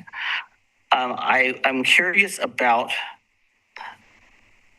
I know that this is not the last version that we saw. So what was the process of changing from the last, and when I say we, I mean whatever commission was here at the time. Because there's some drastic things that are different on this one that we were all basically in agreement were a done deal. And so I guess what I want to know is, from the standpoint we're seeing it now, what on this map is pretty much a given? Because I think it was just mentioned a little bit, the entrance is going to stay the same. Does that mean it's going to stay the same, or is that still things like, the reason I'm asking that is because the last version, we were told, we had a huge conversation about the dump station that led us to saying it's not going to be there at all, to which led to each of those sites in the RV park, the new RV park, one of the new ways to selling that park was that those were all going to be connected. So there wasn't a dump station at all. And part of what led to that conversation is, if you know what it takes to get into that dump station now, you have at any given weekend 10 trailers in the middle of that intersection trying to pull in there, which means no one can get in the new RV park and no one can get into the park itself. So I think that's a huge misread to still have that on the map, and if it is going to be on the map, we really need to figure out the logistics of that, because the version prior to removing it, I think, showed the RV dump station in where we're showing the extra parking at 21 in the RV park on that side. But people are saying, well, no one wants to dump their waste while they're sitting there in their RV, in that place. And so that negated that, which is why it's parking. We also saw a version where the 18 spaces took that entire space where there was not parking at all, because you notice is not only, and I will concede, I like the open part of the park, but I also will say we did not have a conversation in any length, because we were told this plan is done, to really know whether the RV park could be put in different places. One of the conversations that came in the last, couple months was, does the RV park go in the upper part of the parking area? Does the RV park go across McLaughlin on the Cove in that place we own? And then we got answers from PRAC, directed by staff from the Parks Department, saying this can't happen because because the city would have to buy it from urban renewal. And there was all this stuff that came from staff that was kind of diverting the fact that, we can't do this. The truth is we can do it. And we can discuss it, but we never had that conversation. I just don't think those conversations happen more. I agree that opening the RV park is a great thing, but there is other possibilities that we didn't explore. I'm concerned about the fact that, and we've had this debate many years, maybe Scott, you know this, because the RV park makes money. Now, there is an expense of changing the electric, but even though it still made money. The question is, if we move the RV park, and I think it's great to open that riverfront, but does the RV park make any money if we move it? Especially if we cut it in half. And not only cut it in half, but the spaces are going to be cut in half, because you can't put, if you see, there's not even room for a picnic table for these people. They're parking the way it's drawn here. If we have parking on the other side, you're parking a trailer within 5 feet of another trailer. There's no so much of a place to get in your trailer and sit. And I guess the assumption is, well, why would they sit there? They're going to go near the river. Well, then maybe that was the whole point of camping there in the first place. Those conversations have never really gotten fully deep. I'll leave that at that. I think that's still debatable. The boat ramp issues we've been in and out of. My point along one line is a free boat ramp is not a great boat ramp if we're directed on how to build it and where to build it. And if we want it built somewhere else, then maybe it's better that we just build it ourselves. But the other question that's been brought up multiple times, do we need it? I don't know that. I know people want a boat ramp, but if we say to the public, do you want a boat ramp or do you not? What are they going to say? We want it.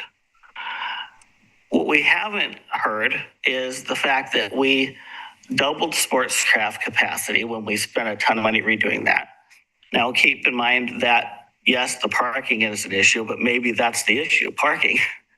This plan is, what concerns me about the RV park moving is the parking. Because there's a lot of other things that we can deal with parking that I think are outside the footprint of the park.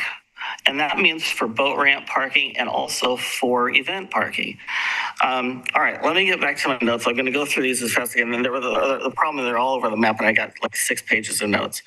I want to know what the word operationally feasible means, because that's used a lot in the explanation of the boat ramp and the RV park moving. That's in the staff report. I think I know what that means. That those kind of phrases used multiple times can be filled with some ammunition, depending on what perspective that means. I'm assuming it means for the RV park, the issues with electricity and converting the electricity seasonally because of the flood. But yet, we had a previous plan which this is the first plan I've ever seen that addresses a stage. So, sorry, I didn't hear. This is the first plan I've ever seen that actually shows a stage. Okay. Okay.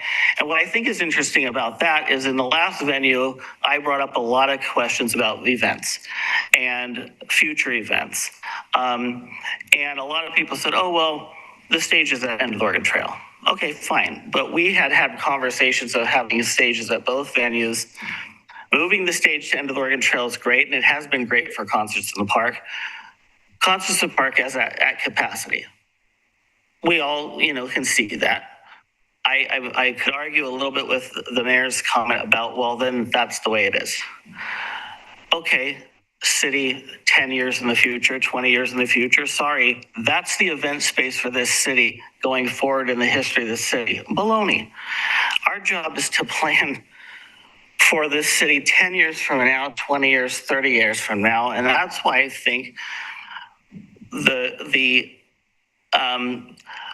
neglect of not tying this in with End of the Oregon Trail and the pool is a mistake. Now, I think we are able to tie some of it in the way that, you explained, and I think that's a good thing, because I think one of the things that we've overlooked by compartmentalizing these projects, similar to how we have done with facilities in the past, we're not looking at it as a whole. At any conversation I've had with almost anybody in this city that has some vision, most everyone in this city can label 2 places where they think the pool's going to go, and that's about it. So where does the parks go in the future? And we may not build a park we may not be able to finish building the pool for a decade. Okay, so if we're looking at this city right now and say the only parcels of property in this city we have for the pool are these two, is that going to be there in 10 years? Which two? Well, I'm just saying, Oh, two, I don't okay. think I need to You're just name saying them generic- you're saying specifically. generic. I'm just saying there's Thank you. minimal locations. Yes, yes. But there's just as many minimal locations for regional, and I'm going to use the word regional, which I know will bug you, because the question is, we're going to attract people to concerts in the park no matter what. It's a great event. But we also are catering to a public that says events are crucial to this city. If that's true, then we better make damn sure we have some locations in this city to host great events. Okay? And if we don't plan multiple places, I know the Oregon Trail and Clackamas Park are down to the wire now where our main events are going to be in the future. So we need to make sure those places are accessible for that today, but also 10 years, 20 years from now in terms of parking and logistics. And I think that's why it ties into the future of End of the Oregon Trail. Is the End of the Oregon Trail going to be the future concert space, and which means we need to think about the parking across the street instead of redeveloping it? And we've had this in urban renewal conversation and everything. We need to think the same for Clackamette Park. And we can't think about Clackamette Park without thinking about the Cove at the same time. Okay, because if we build a bunch of apartments at the Cove, we don't think about Clackamas. And actually, surprisingly or not, after decades of talking about apartments on the Cove, in the last couple of years, the commission changed it. Well, maybe we should make that a park. What? I mean, that's been brought up. I'm just worried if we don't settle this Clackamas Park plan within a few months, guess what? You're going to do this again, because by January, there's a whole new commission. And that whole new commission may say, we hate all of this. We hate all of this. And maybe that commission will come up with a plan and it still won't build a park, and then another one will come because that's where we've been. So I want this to move forward, but I want to be right. Okay. The boat ramp, we can debate this all we want, but I think the real question, do we need it? Do we not need it? I think we want it as a public. Most people do. But what are the trade-offs? What's the cost? What are all the other issues? To me, the orientation of the boat ramp here has been questioned by a lot of people. One, where we not have the same erosion issues as the one that we have currently. Two, can we move the boat ramp so it's more parallel to not take up half of the park? Because what putting this turnaround does is it moves, at least in this picture, it kind of illustrates maybe a quarter of the park is destroyed. And the reason I'm saying it's a loss of a quarter of the park, you could put a couple of picnic tables in that island. No one's going to sit out there in that island. It's in the middle of the driveway. It's a loss. So, we've talked about how to put this boat ramp in a different way. People have testified or talked about how the reasonability of doing that. I'm open to that. But the real question is, with Gladstone, with Sportscraft, we've never seen the numbers. We doubled the capacity at Sportscraft and never saw the numbers. And we've had this boat ramp non-existent for 10 years.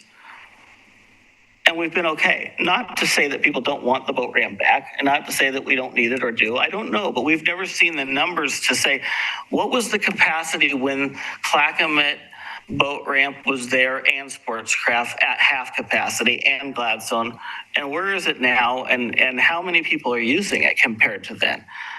Fishing isn't what it was. And, we have to weigh this with the construction of the river. So we've lost 5 years of a lot of people staying away from the river completely because of ODOT. So it's hard to figure out what this all looks like when it's done.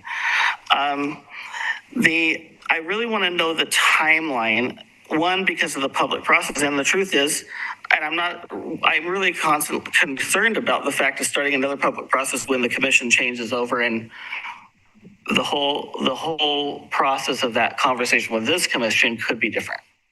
That worries me a lot.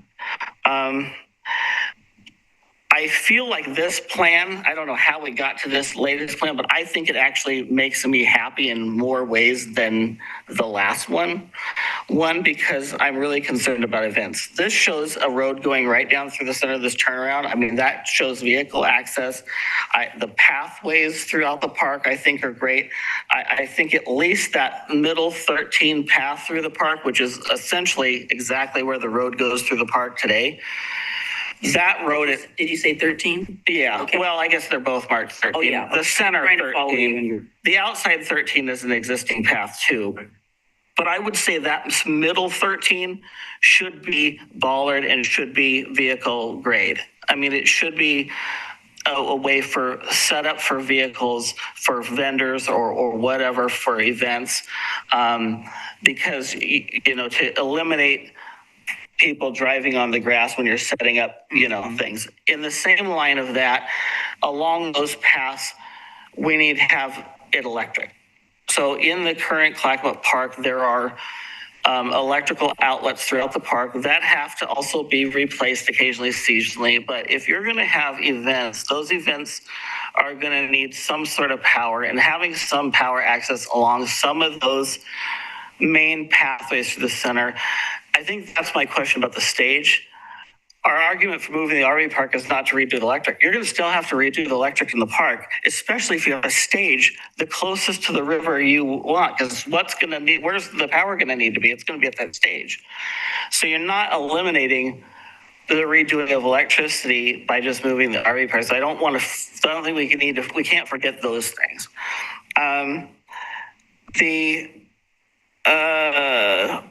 Okay, I talked about the pump station. Okay, the number of RV park spots we already talked about. I think the slashing the RV park number in half, but also the size of the old spots, because that's really tight. I think it's too tight.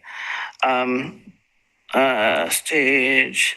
Oh, I know that these are just concepts, but I would be careful of anything that is artistic elements or sculptural elements that come vertical from the stage. If we're going to build and I'm assuming we're going to build a concrete stage, if we do have a stage because of the flooding, and not dealing with a stage that, I mean, this is the conversation we had about building a wood stage at Clackamette and moving it to EOT. So I get that, but I'd be careful of any vertical structures coming from that stage, because that does not allow for putting a temporary canopy for events that happen on that stage. I imagine we're avoiding building a permanent canopy because of flooding, but you're going to, like Liberty Plaza, if you have a event, you're going to have rain, you're going to want to put a tent over that for a stage. So I think we have to plan for that. Where the riggings are something to be able to put atop, even if the pilings that are built for that stay on that stage permanently. One of the things I think we really neglected when we did the Dunes, if you don't remember, I think we still call it Dunes Drive, because the River Shore Hotel was the Dunes Hotel. So the little strip from 99 where you go down Dunes Drive, where we did the entryway to Clackamate Park, I think we made a huge mistake. And this is from my days of planning a festival at Clackamate Park for 20 years.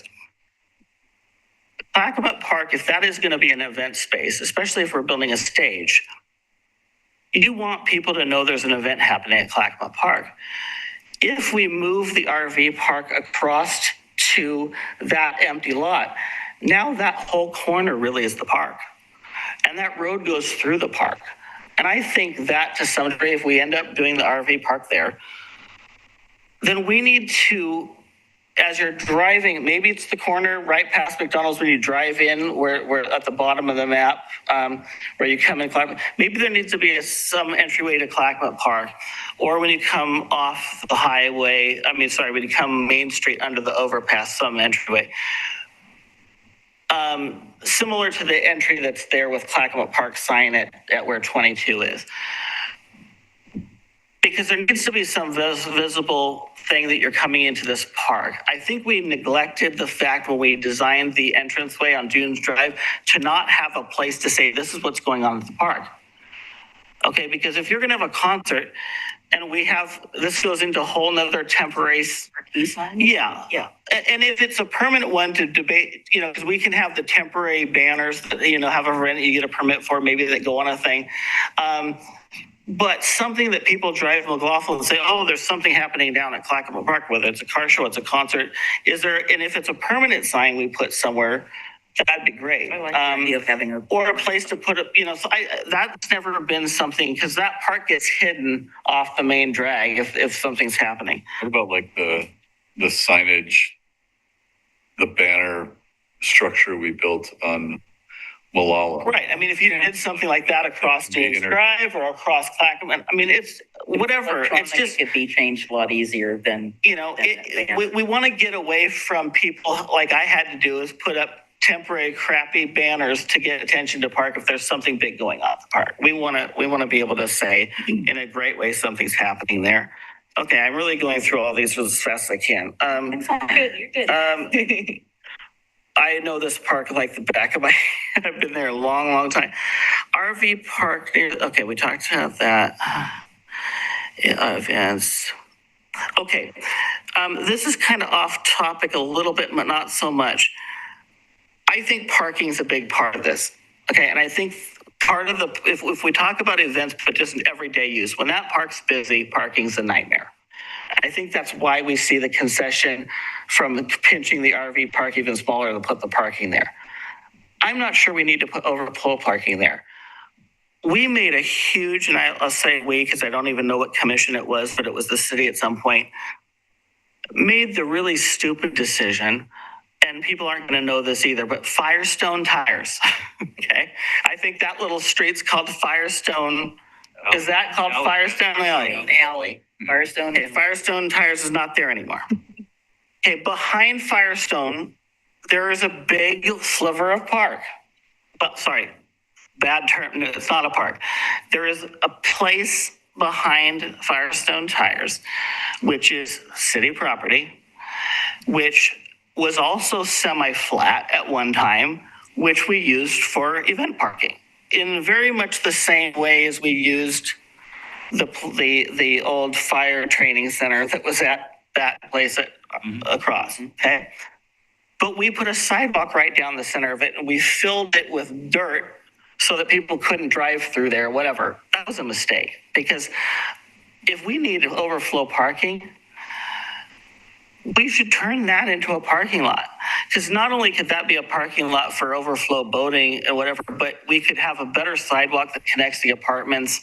You'd have parking for the trailhead that takes you into, we've never thought that through because that was compartmentalized. I also think we've really not thought through what the future is of the old Gladstone, was that an intake? Water in. Okay, that's Gladstone, but that area there where we had talked about developed as part of urban renewal, I think that could have been still really discussed as an RV park site because it would still be on the cove or partway on the river. I'm not saying it has to be there, but even if we don't do that, that place could be utilized in another great way too, whether it's shared parking or something for events or overflow parking even. I think those pieces are outside the park footprint, but should still be thought about in this grand scheme of things because it does affect so much of that area. Okay. Okay, pathways in the park I talked about, signage, the park, electricity. The other real question, and I hope I don't offend anyone by saying this, we really have to know what the future park department's feeling is about its willingness to host events.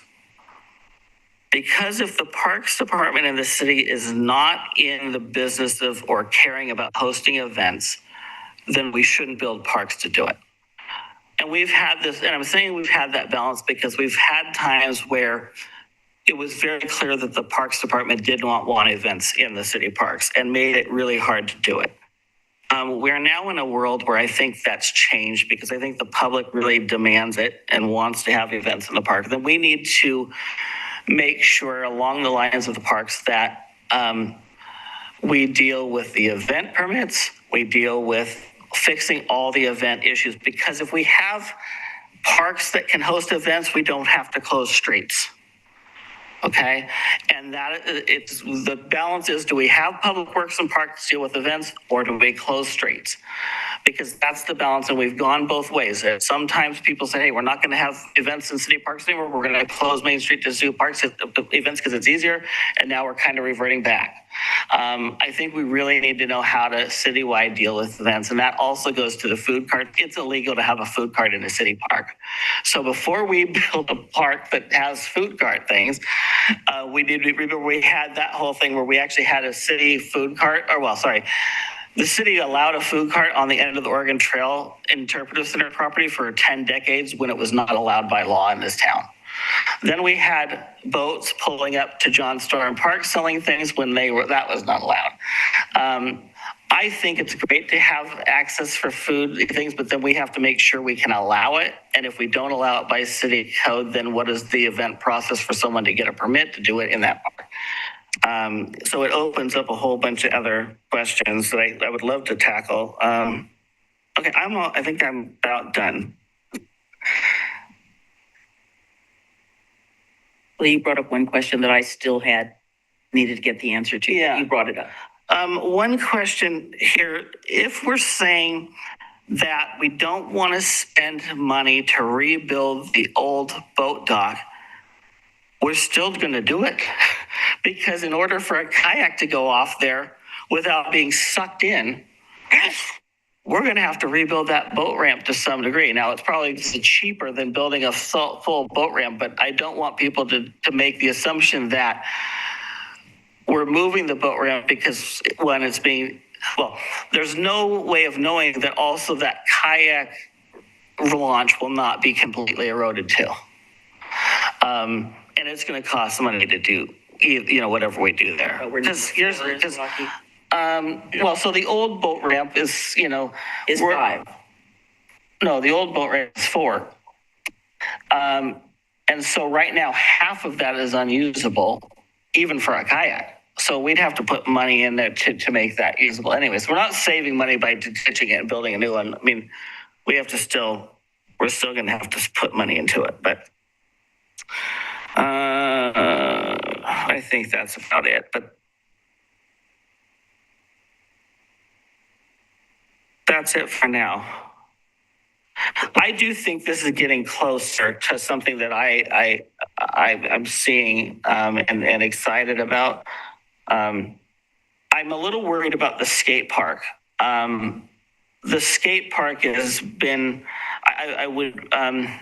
is this showing some redesign of the skate park or keeping the same one? It's in bad shape. It's keeping it the same now with the opportunity to expand it in the future. Okay. And fixing it up. Because it's in bad shape. Yeah. And I can't believe the amount of graffiti that I saw the other day.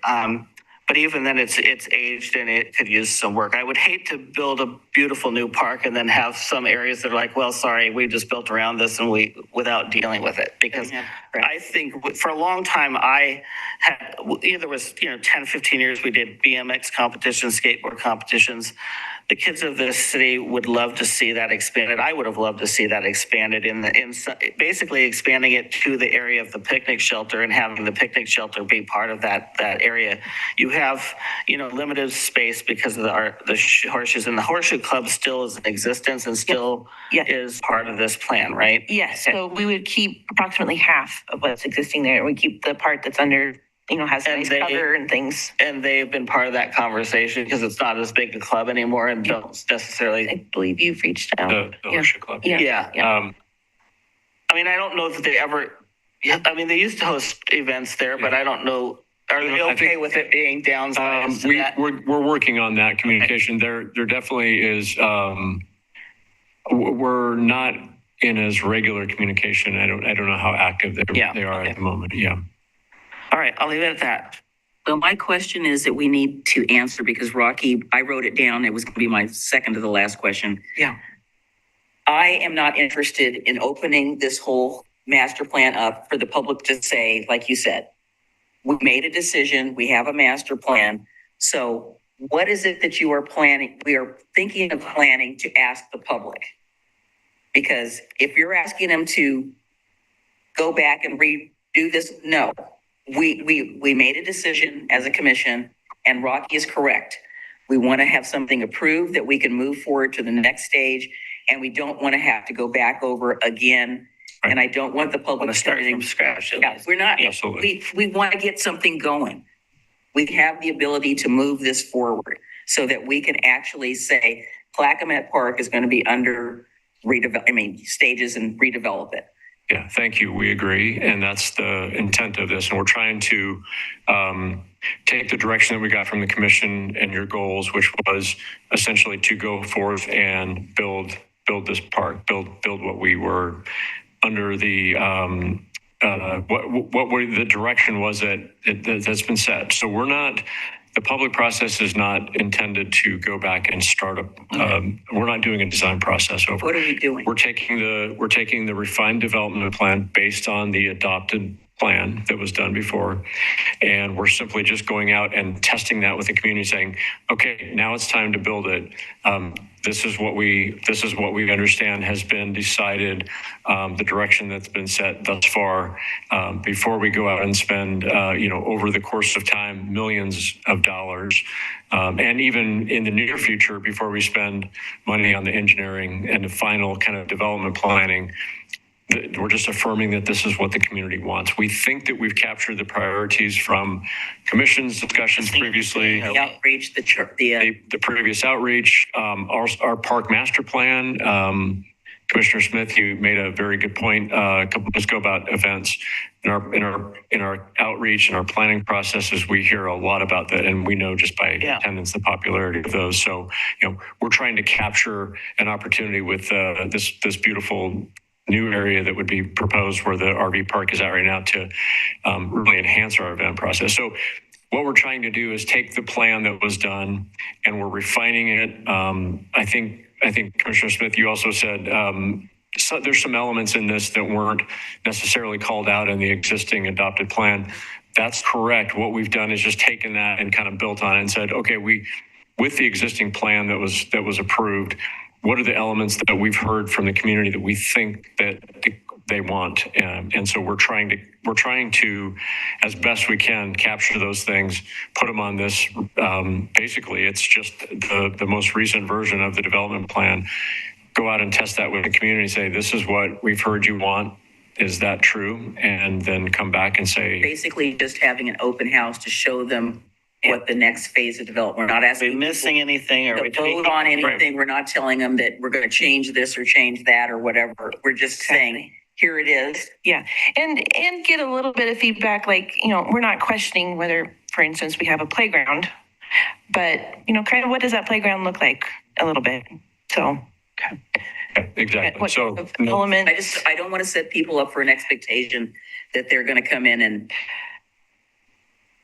No, we're not starting over. No, this is we're working on. It is specifically called a development plan because this is what we're proposing that would be developed, and then our moving forward would be based on that. So yes, we're in total agreement, and that's what we're doing. Yeah. Michael, couple of things, and I'm trying not to go too far into the weeds. Clackamette Park sits in the middle of a very long path. From all the way from the cove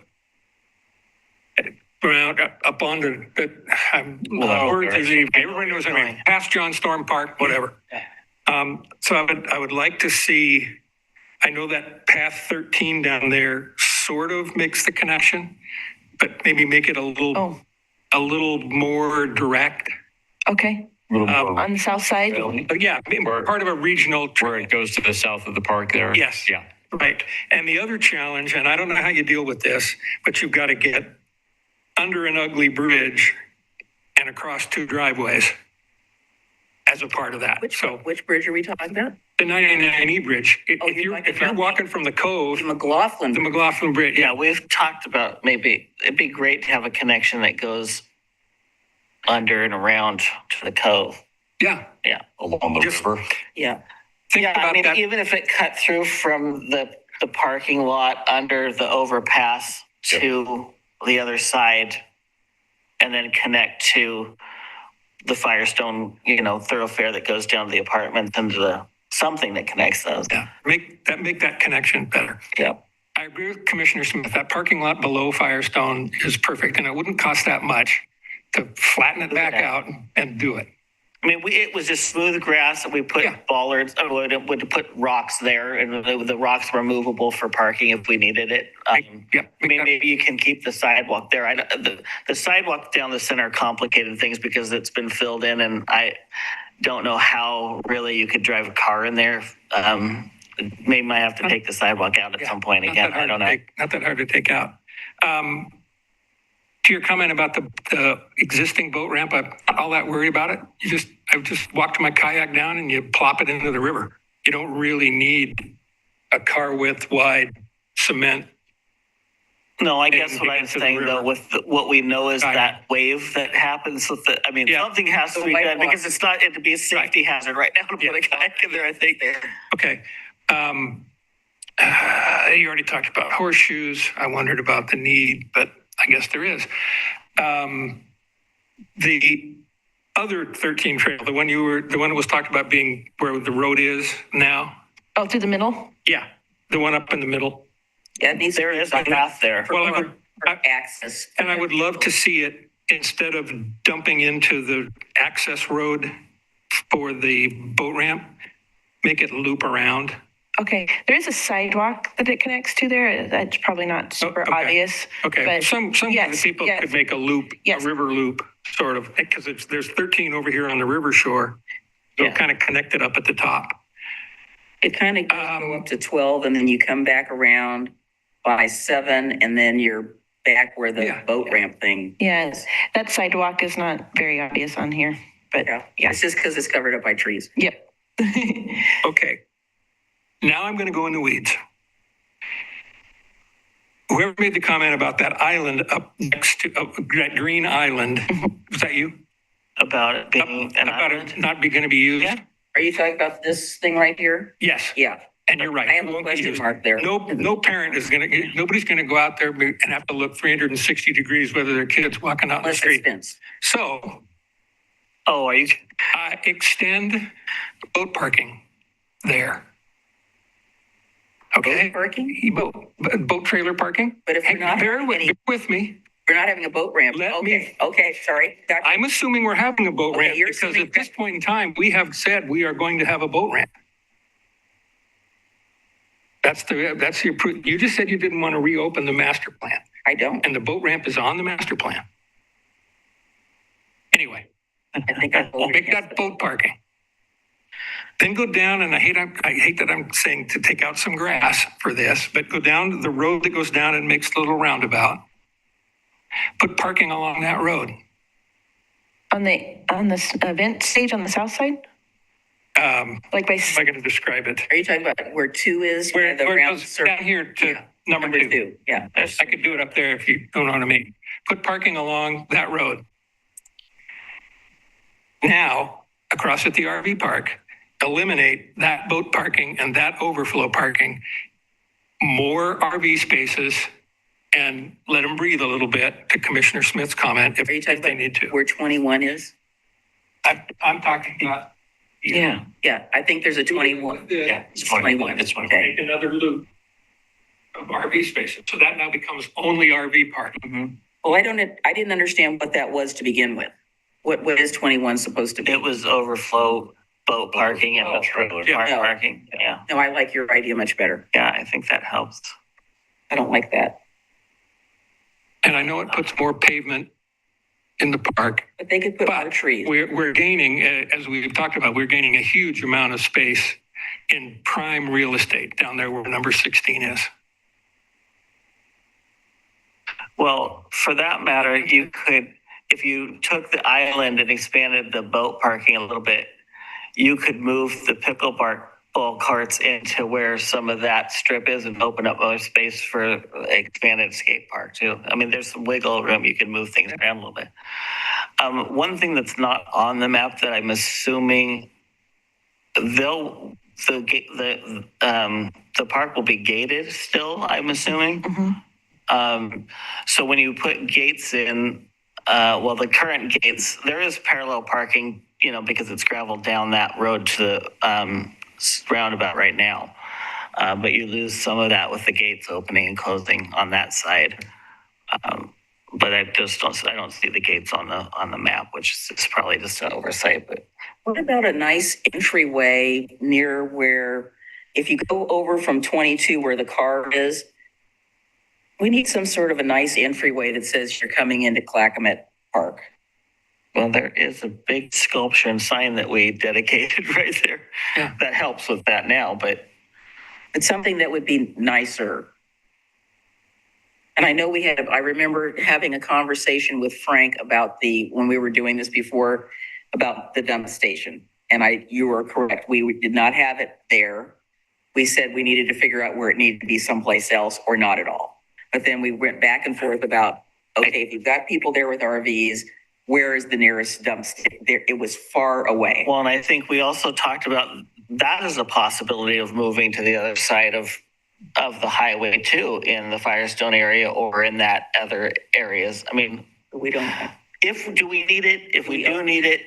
But am I wrong in that the last conversation we were told that the RV parks were going to be hookups and we weren't going to need the dump station? Yes, that's what I mean, that was the last version we were you're right. told, and Yeah, that's that's I don't know if that's realistic, but I don't know if putting in the whole system if we're cutting the RV stations in Spark in half, would we go to the expense of actually making them connected? And maybe that's not feasible, but that was what we were That would be a lot under the easier. impression of before. Yeah, and they still would be full Okay. hookups. Yeah, Yeah. and so Okay, so they would still be full hookups. Yeah, we don't need a even, dump so station. why would we need the dump station? so But a lot of people use the dump station that aren't I get aren't that. camping there. It's just maybe not that location tonight. It's, because that's the entrance of the park. yeah, we had that when we were reviewing the plan. We did have that conversation, and our understanding in conversations with our park staff and some community input that we'd received, it is appreciated as a community asset, and it's a place that there are very few places that you can do that. Granted, we probably get a lot of people that aren't city residents that use it, but we do. It's not a mandatory fee. We don't have a fee lock system. We could put that in. It would be a little spendy, but we do have a donation system, and actually we generate a decent amount of revenue just with very little. There's very little maintenance that we have to do, or very little. We don't have to have a staff person at the site. It's just a voluntary donation. So I think the idea was, if we were going to keep it, it's more consideration if the RV park does go full hookups, that it would be a continued community service. It's a great thing to have. It's the worst location because it's the entryway. It's the main thoroughfare where people are trying to get in and out and cross the road and turn the corner. And I think that's going to complicate it even more with the RV park being there, because that entryway getting in and out some days is crazy just as it is, let alone having 10 trailers backed up there. So I think we really need to think that through. If maybe that moves over to the other, I don't know how hard it is What is the dump station? Is it basically a big tank there and then it gets pumped out? Goes right into our sewer system. Oh, it goes right into the Yeah, sewer because system. it's just like an open. I mean, it's controlled, but it's a receptacle that goes into our sewer. I And wasn't really sure how. yeah, and people can donate. We suggest $5 per time that it's used, and there's no way to monitor that. But you can put a system that it would only open if you pay the fee. There's some kind of a Is there any sort of lines on the other side between where we put the apartments in that would be feasible to connect to without the huge expense? I'm sure we could explore where I else think we should could at hook least that up. look at that. Where Sure, exactly. Where the We other need to look at a different location for the dump or station. where are the other sewer lines that we could nearby that would be feasible to try to connect into? I don't know. Put it next to McDonald's. Go ahead, Adam. Thank you. I agree with Commissioner Mitchell about the island and potentially turning that into parking. I would just ask that it not be all boat parking. I think that, getting to Commissioner Smith's point about event capacity, if we're adding parking, I would also like us to be looking at just for regular cars as well. If we had an event down there, we probably wouldn't be. Yeah, if you have an event down We there, wouldn't they're be not having parking people in the coming park down there with usually, their but- boats. But I like your idea. Yeah. Your idea Oh, is I good. do have. Right, but then that adds the problem of the tandem parking that you were talking Yeah. about. If we were to still have those boat spots, people would be doubling up in the same. So that's what happens at Willamette Park in West Lynn. And that makes it very difficult to navigate. Even though the parking spots are there, you don't want to be put into the position of having to wait for someone else to move their car. Yes, exactly. So I would just ask that we balance that. And I am open to what was previously said about looking for the offsite parking across the bridge. I think that would be worth looking into. I appreciate what Commissioner Smith said about not only do we want a boat ramp, but do we need a boat ramp? And it's true. If you're going to ask anyone, do you want a boat ramp or not? And then it's easy to say yes. But when it comes to the need, even though I would prefer that it be there, the reality is that they can go to Gladstone, they can go to Sportcraft, they can go to West Lynn. There are plenty of options within 10 minutes of that radius right there that makes it simple enough to go somewhere else if we decide. And again, I'm stressing the fact that I'm in the camp of let's wait and see what the hydrology report says, what the costs and the grant estimates look like before we make a decision. But if that is our decision to not move forward with a boat ramp, then obviously that changes some aspects of the parking design too. Had some information from the last time on the hydrology and all of that, because the people from the Marine Board came and we talked about what was actually really happening there. And it was evaluated and we looked at it and we had a lot of discussion about it because the projection is that it was going to continue to, and correct me for the correct word, it was whatever that means, scooping it out. It was going to keep doing that action there no matter what. It was only a matter of time. Yeah, and it was just going to continue to escalate over time. And Kendall produced that information. We looked at it. That's what led to, I think, former Commissioner O'Donnell, and I think actually Steve probably had some input into that, trying to, angle the boat ramp differently so it doesn't go straight in. So there was some ideas on that. But the logistics of it, I don't know, but I think that's it's almost perpendicular to the shore. I'm sorry, I forgot one other question that we haven't thought about in a long time. And I'm going to just raise it because I know this became an issue, one event that we had there. The old or the current boat ramp and the parking of the current boat ramp in the past, and I mean prior to the boat ramp closing, was the regional staging area for any river emergencies and rescues.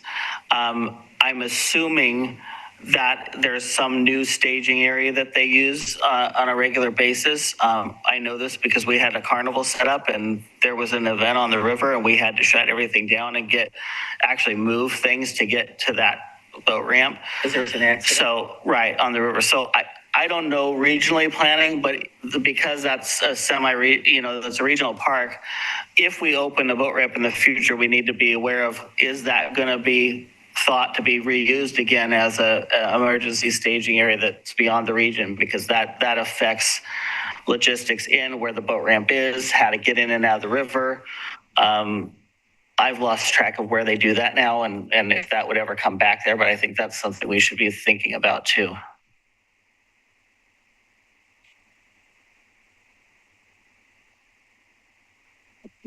I think we're done. We appreciate the conversation, all the questions. We have taken copious notes, and I want to assure you that we've heard all your feedback, and we're going to, go back and review that and fold that into the process. We will be back to commission. A whole bunch of notes on this, and I'm going to give this to you as long as you give it back. You got it. Thank you for the conversation. Thank you. Sure, appreciate it. Thank you for having us. Like a couple Yes, we're minute taking a break. restroom break. We have to prepare ourselves for. Yeah, we got to get some. Because we don't want to be all logy when he gets up here. Okay. So if you just give it back to Scott, he can get it to me. So. Oh, it won't be quick, but we'll have a break. So let's take let's come back at 8:29.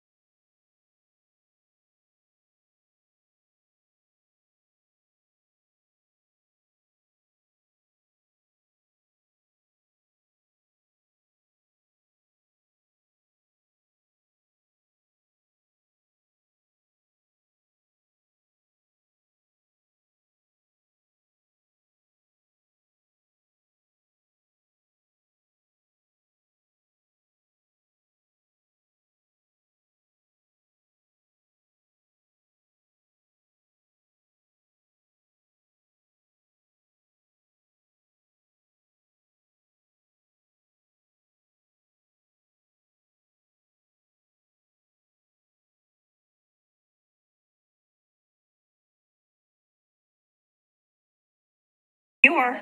All right. Ready, Jacob? Perfect.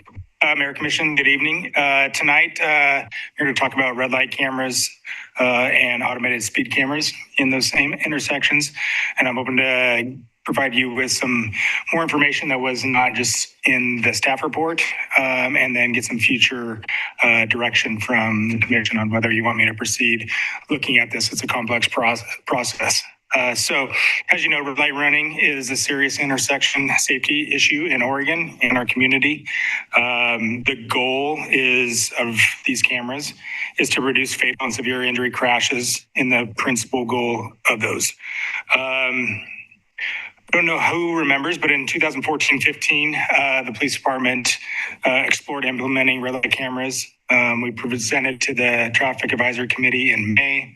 And at that time, ODOT had recommended 2 intersections to be considered, Highway 213 in Beaver Creek and Highway 9090 and 14. The city did not move forward with the implementing of the red light cameras, but recently the commission has asked to have another discussion about those. And you guys are not the only commission talking about those. I know Milwaukee's looking at exploring those. I know Sandy's looking at them. Canby did look at them. So there's many cities around us in Clackamas County that are looking at these. So with that, I'll try to go through this pretty quickly. A lot of this stuff is repetitive from the staff report and all the documents and stuff. But according to the Oregon Intersection Safety Implementation Plan, there are more than 66,000 reported crashes in urban signalized intersections between 2015 and 21, and nearly 1,900 fatals and serious injuries were occurred because of those. This is nationwide. This is Oregon. Oh, this is Oregon. That was their. It's probably nationwide. That's injuries and fatalities. So there isn't obviously that many fatalities, but as we know, these T-bone and angled crashes are very severe and a lot of significant injuries. Another report shows that half of the people killed in these type of crashes were not the actual violator that was running the intersection. So that's a pretty important thing to look at. Sorry, I'm trying to get this up here with my notes too. So. Come on, technology. So red light running cameras, they can benefit communities in several ways. Just the presence alone can deter drivers from running those intersections. Studies have shown that the red light cameras lead to decreased violations at the intersections equipped with these cameras. And then overall, the red light cameras in Oregon play a vital role in enhancing traffic safety and promoting compliance with all of our signals, or lowering traffic accidents and improving overall intersection safety. When we're doing traffic control, or not traffic enforcement, our officers, there's a halo effect. When we're around, people see that, they see our lights, they see our police cars, they slow down, they start following the rules. Generally, when we leave and we're not there, they go back to some of their driving behaviors, right? And our whole goal is to change the driving behavior with individuals. So with these cameras and these automated speed cameras in these intersections, they're always there. So they're always monitoring when we're not there. With these cameras, as you saw, there's a lot of limitations. State law dictates that cities can have these, but there is Oregon revised statute that tells you how and what you need to do to have these cameras. If you're going to do a camera in ODOT controlled intersections, say Highway 213 in Beaver Creek, the state traffic engineer has to approve that. So there has to be studies done. There has to be engineering done. They have to meet a certain criteria, and it has to be approved by ODOT. I thought they said we should have one there. They did back about just over 20 years ago. Oh, yeah, and it's even worse now. Yeah. So it's carefully regulated. It's to prioritize safety. It's to reduce accidents, but it's also to ensure transparency in their use. So that's why the ORS dictates, like, we have to make a report to the legislators every odd year. There's many things we have to do, public outreach. There's many things that the Oregon revised statute requires cities to do if you're going to have these cameras. I'm not going to go over all these, but here's the key Oregon revised statutes that affect red light cameras. Also, as I mentioned, the ODOT traffic manual has very specific things if you're going to do red light cameras in their intersections. And I supplied those in the staff report. I'm just going to go quickly over these things, and then I'm going to get into like crash data and some of our traffic, our citations that our department's doing. So red light camera justification. This is another safety manual that it's expected that when you put these cameras in there, you're going to reduce the severe T-bone and side impact crashes. They're going to reduce by 25%. However, you're probably going to see an increase in rear end crashes.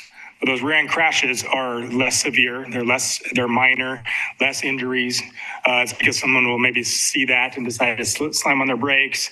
Maybe have people following too closely. A lot of our crashes anyways in the intersections and related intersections are following too closely. So we'll probably see an increase in that. Real quick, Yes. so the ones that currently exist, there's several in Portland. Right. So the light is green. It turns yellow. My understanding is that if you're going through the yellow, the picture's going to get taken. Is that the case? It all depends. So there's traffic loops, there's the loops. It's all timed. There's many different things that you have to, according to the manual, that it has to be engineered to know whereabouts in the intersection that it would get. So, Okay. Thank you. rather than going into full detail, there's a little bit of that, but there's very specifics of like, where did they hit the intersection when that light turned red? Hit it at 10 miles an hour versus you hit it at 50 miles an hour. Yeah. Right. Speed limit's 35. It probably triggers different. Differently. Yeah. Okay. Thank you. That helps. Again, likelihood to reduce the severe crashes, that's the whole goal. But there could be a likelihood of increasing rear end crashes. When used, they should be part of a process for the considers education, enforcement, and engineering. The implementation, typically, everyone around us is doing this. They use a third-party vendor. The third-party vendor, a lot of those provide all the engineering that they need to. I know the city of Canby worked with a vendor.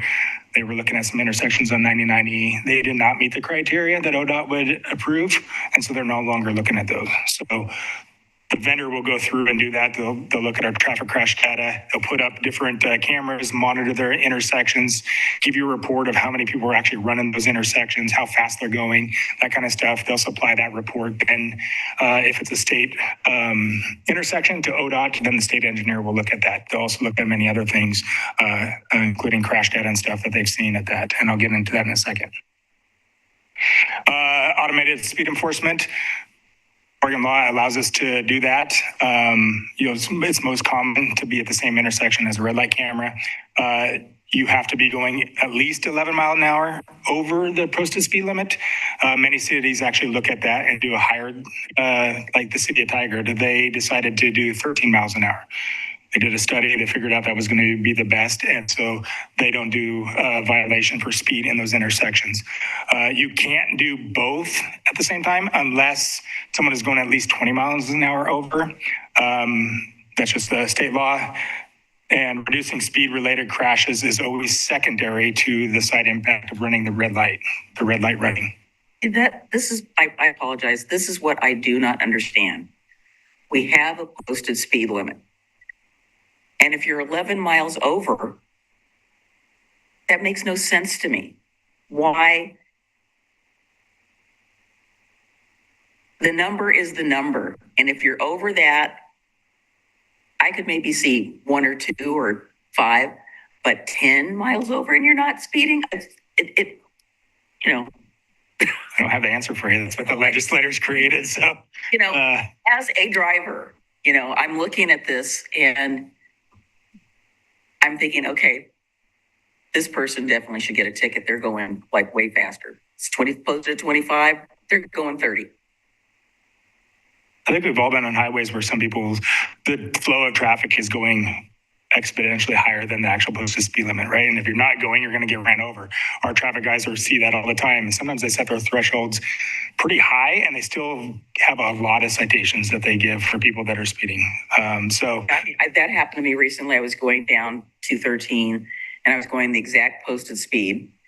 And people, Well, no honking. They just came up on me and, did that. And I thought, fine, People fly. fast. I'm seeing if I can go down here at the posted speed. And it was not a very busy time. So there wasn't a big line of traffic that was going at certain speed. It was during like the middle of the day and it was pretty, but yeah. Can't go the posted speed because they're right on your bumpers. Totally agree.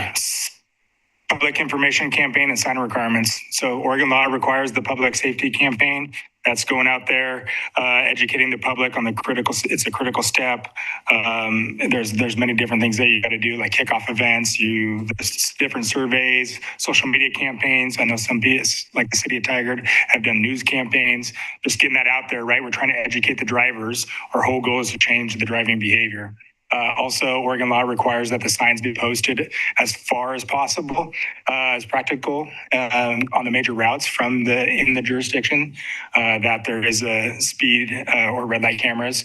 If you're doing speed, I should add that those need to be as close to that intersection as you can where you're doing those things. So different requirements as far as what the laws require as far as signs to just educate the drivers. I wish we could put them on our little speed control apparatus. Yeah.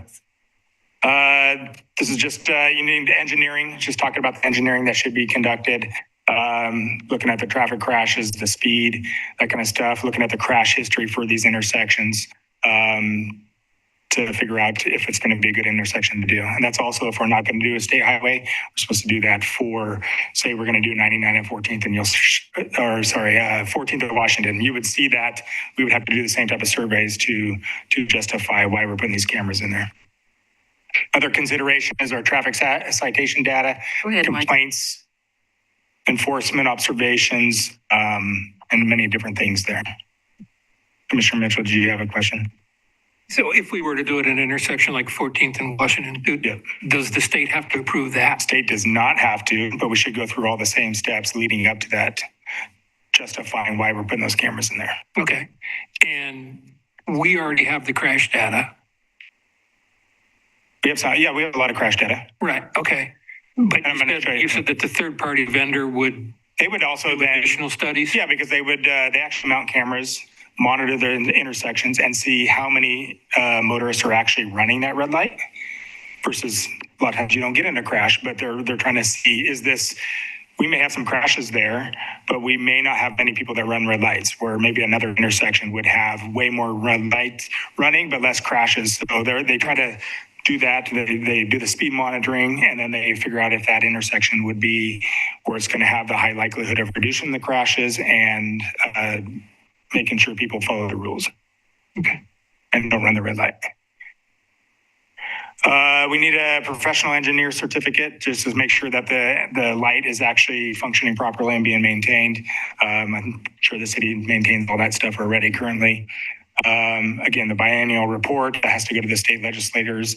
There's very specific things, the effect of the use of the cameras on traffic safety, the degree of public acceptance, and the process of how we administer the use of the cameras.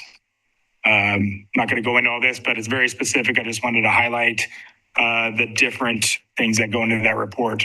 I did put in the City of Tigard's most recent report from 2025. They've had them since, I think, 2013. They do a really good job of the campaign, explaining the whole use of the cameras. They have 3 intersections. They talk about how many citations, probably one of the most detailed reports that I've seen. I've talked to the chief out there, and it's reduced the crashes, the severe crashes for them. Wasn't a lot of the speed tickets non yeah, that's always the big citizens, right? So that's always the big, and you see it in a lot of the reports. Most citizens follow the rules of their community, right? Or the residents follow their community rules, right? They don't like to speed. They're very concerned about that. They report to us speeding vehicles, dangerous drivers, and stuff like that. We have a very interesting city, and I think you'll see why our traffic crash data is so high. Is we have an interstate going through our city. We have 3 highways going through our city: 213, 99, and Highway 43 ends on Main Street.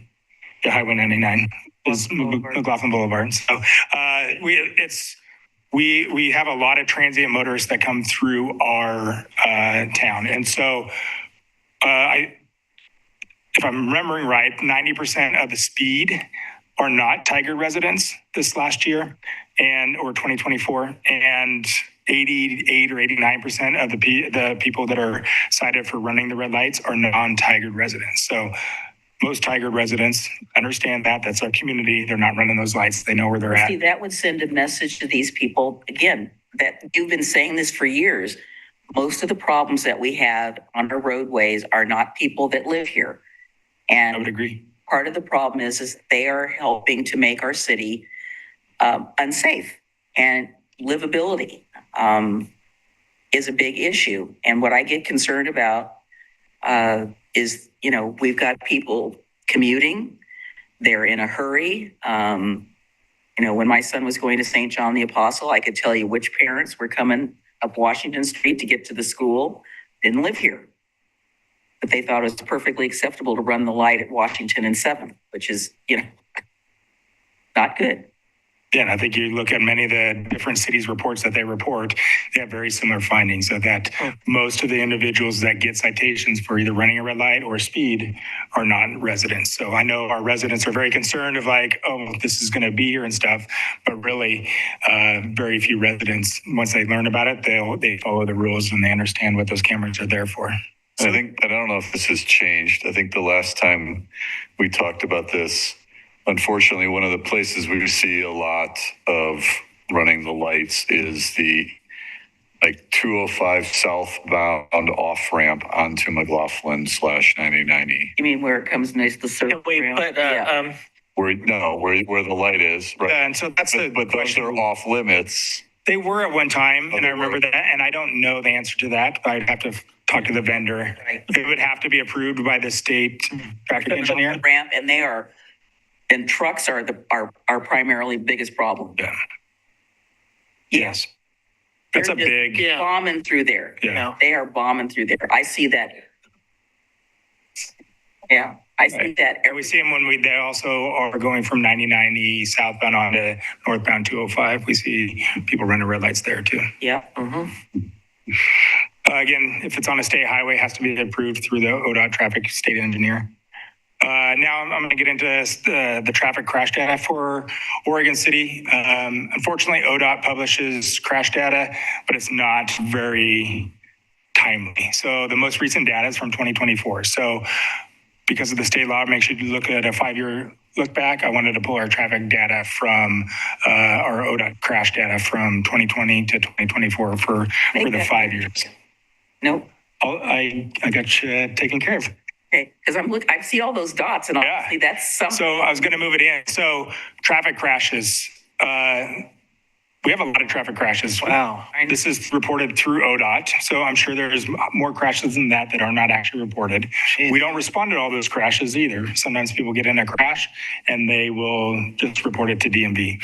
So you can see there's 1,977 traffic crashes in that 5-year period.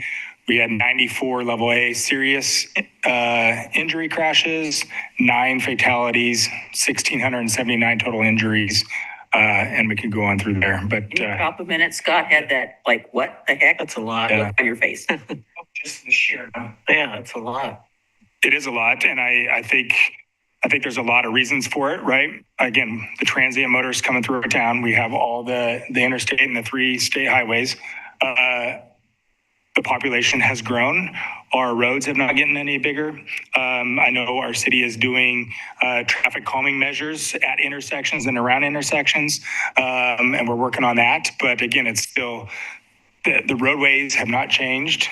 They were engineered. I mean, Wall Avenue was the only way through town one time before Highway 213. So nothing's really changed in Oregon City, but I know Marl is growing, Canby's growing, everywhere around us is growing, and they need to get to their employment and get through our city or get back through our city. So we do see a large volume of motorists coming through our city. Does accident with the railroad is included in this, or is that looked at separately? I'm not sure. Because we also have that. I mean, Right. that's something some cities don't go to. I don't know if that's in there or not. Probably listed separately. Driving on the track? Yeah. Well, I mean, yeah, there's been numerous Yeah. accidents with the train versus vehicle. I remember that guy thought he was making a right turn and drove down the tracks. This is just a blown up area of the map. You could actually zoom in on that live map and kind of see where the different crashes are and the different type of crashes. But you could see obviously our largest thoroughfares, Highway 213, Malala, 9090, I-205, they have our highest crash rates. And again, I think that's because of the amount of motorists that we see coming through our city. So how does this relate to the information that Paulette Marl presented to us at a commission meeting where she was rear-ended twice on Holcomb Boulevard? She was stopped making a turn and somebody just twice. How does that relate to the where you've got the crash dots? If you zoomed in and when it's reported, right, this is 2020 through 2024, if it's a reported crash to DMV, that would pop up there. And they're around that area because sometimes the dots are overlaid on top of each other. But you would be able to see some basic information about that crash, the severity of the crash, injuries, that kind of stuff. Are we seeing more of that type of crash on Holcomb? Because, you know, they start up that hill and they're moving. I don't know if it's speed per se, or if it's more of like distracted driving, people unfamiliar with the area. I mean, there's many different things. I mean, it could be weather related. I know we had a fatality that was weather related and dark clothing with the pedestrian, very unfortunate and tragic. But there's many things that play into all these different crashes. So to know those crashes without looking at it, I would just be speculating.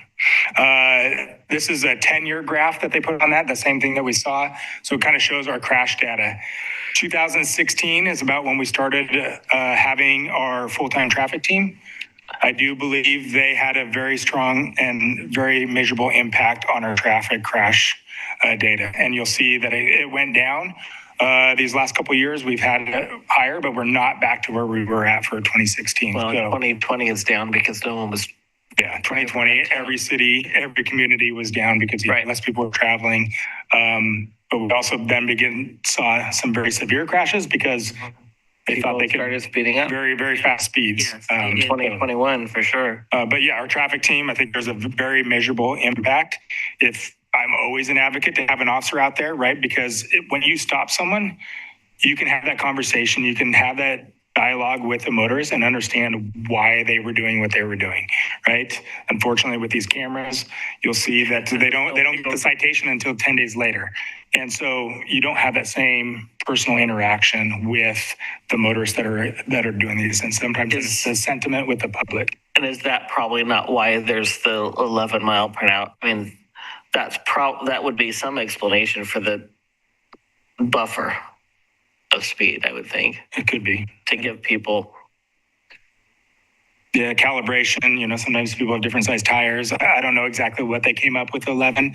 I know that it could be because it's a now instead of a D infraction, it's a C infraction. So it's a little bit higher level of speed. That there could be many things that can account for that. You mentioned that people I thought it was you were required to report an accident to your local PD.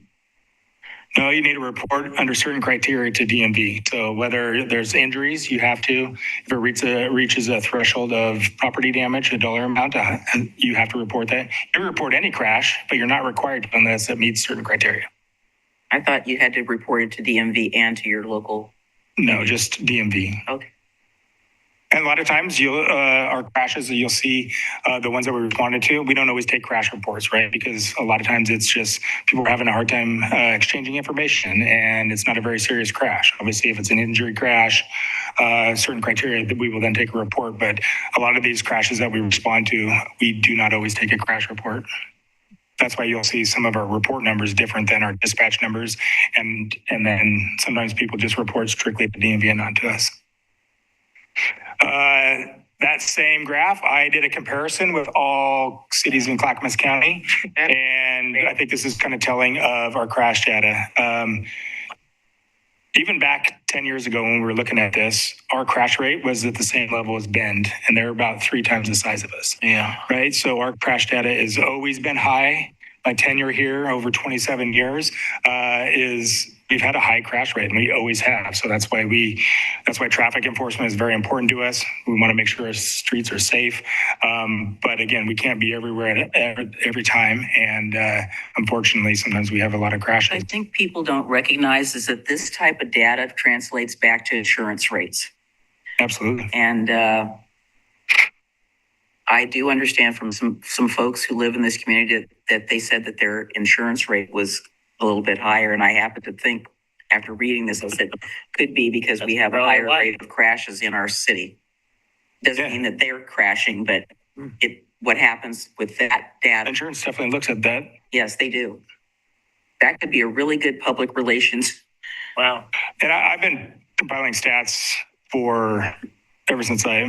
since 2016 on traffic crashes and stuff like that. And we've always been number 1 or 2 every year for different levels, different things of crashes within Clackamas County. It's not a good number. Looks like Happy Valley's up there. Happy Valley's up there. They're very congested. They also have the interstate going through there. Yeah, Sunnyside is the speedway. So I wanted to look at some key intersections where I talked to our traffic officers and just historically where we see either speeding vehicles or a high number of crashes. So I had Brian Huddaball do some analysis. And so we looked at 14th and Washington, Highway 99E and 14th, Dunes, Maine, Highway 213 of Beaver Creek, Malala, Redland, and then Malala Avenue, Beaver Creek, and Malala Avenue and Warner Milne. So you can see just these are CCOM. I said crash reports, but it's reported crashes through dispatch. And so you could see that Highway 213 in Beaver Creek still continues to be one of our most dangerous intersections. Is this people going straight or their turning movements involved, or what is causing the high number there besides speed? Is it speed? It's a controlled intersection on a very busy roadway, a state highway. I would imagine you would have exponentially more crashes if you would put a stoplight in the middle of Interstate 205. You just have that many more vehicles coming through your city. And so that's why we're seeing that. We're seeing a lot at Highway 213 in Redland, and then Malala Avenue and Beaver Creek, and then 99 and 14th. We looked at some other ones. We've had some serious crashes at 14th of Washington, but we really don't have that many crashes there that are reported to us, along with Highway 213 and Malala. So I think some of it is engineering of the intersection, the amount of people that are trying to cross the intersection or get through that intersection. There's a lot of things that play into it, but I wanted to show this. If we were going to move forward, this would be some of the intersections that I would ask a consultant or one of the vendors to look at to see if this is feasible. Again, I don't know if Interstate 205 and 99 is. That would be another one. We respond to a lot of crashes there. So 213 in Malala, so this is going to the college? Correct. That's that particular intersection. Right.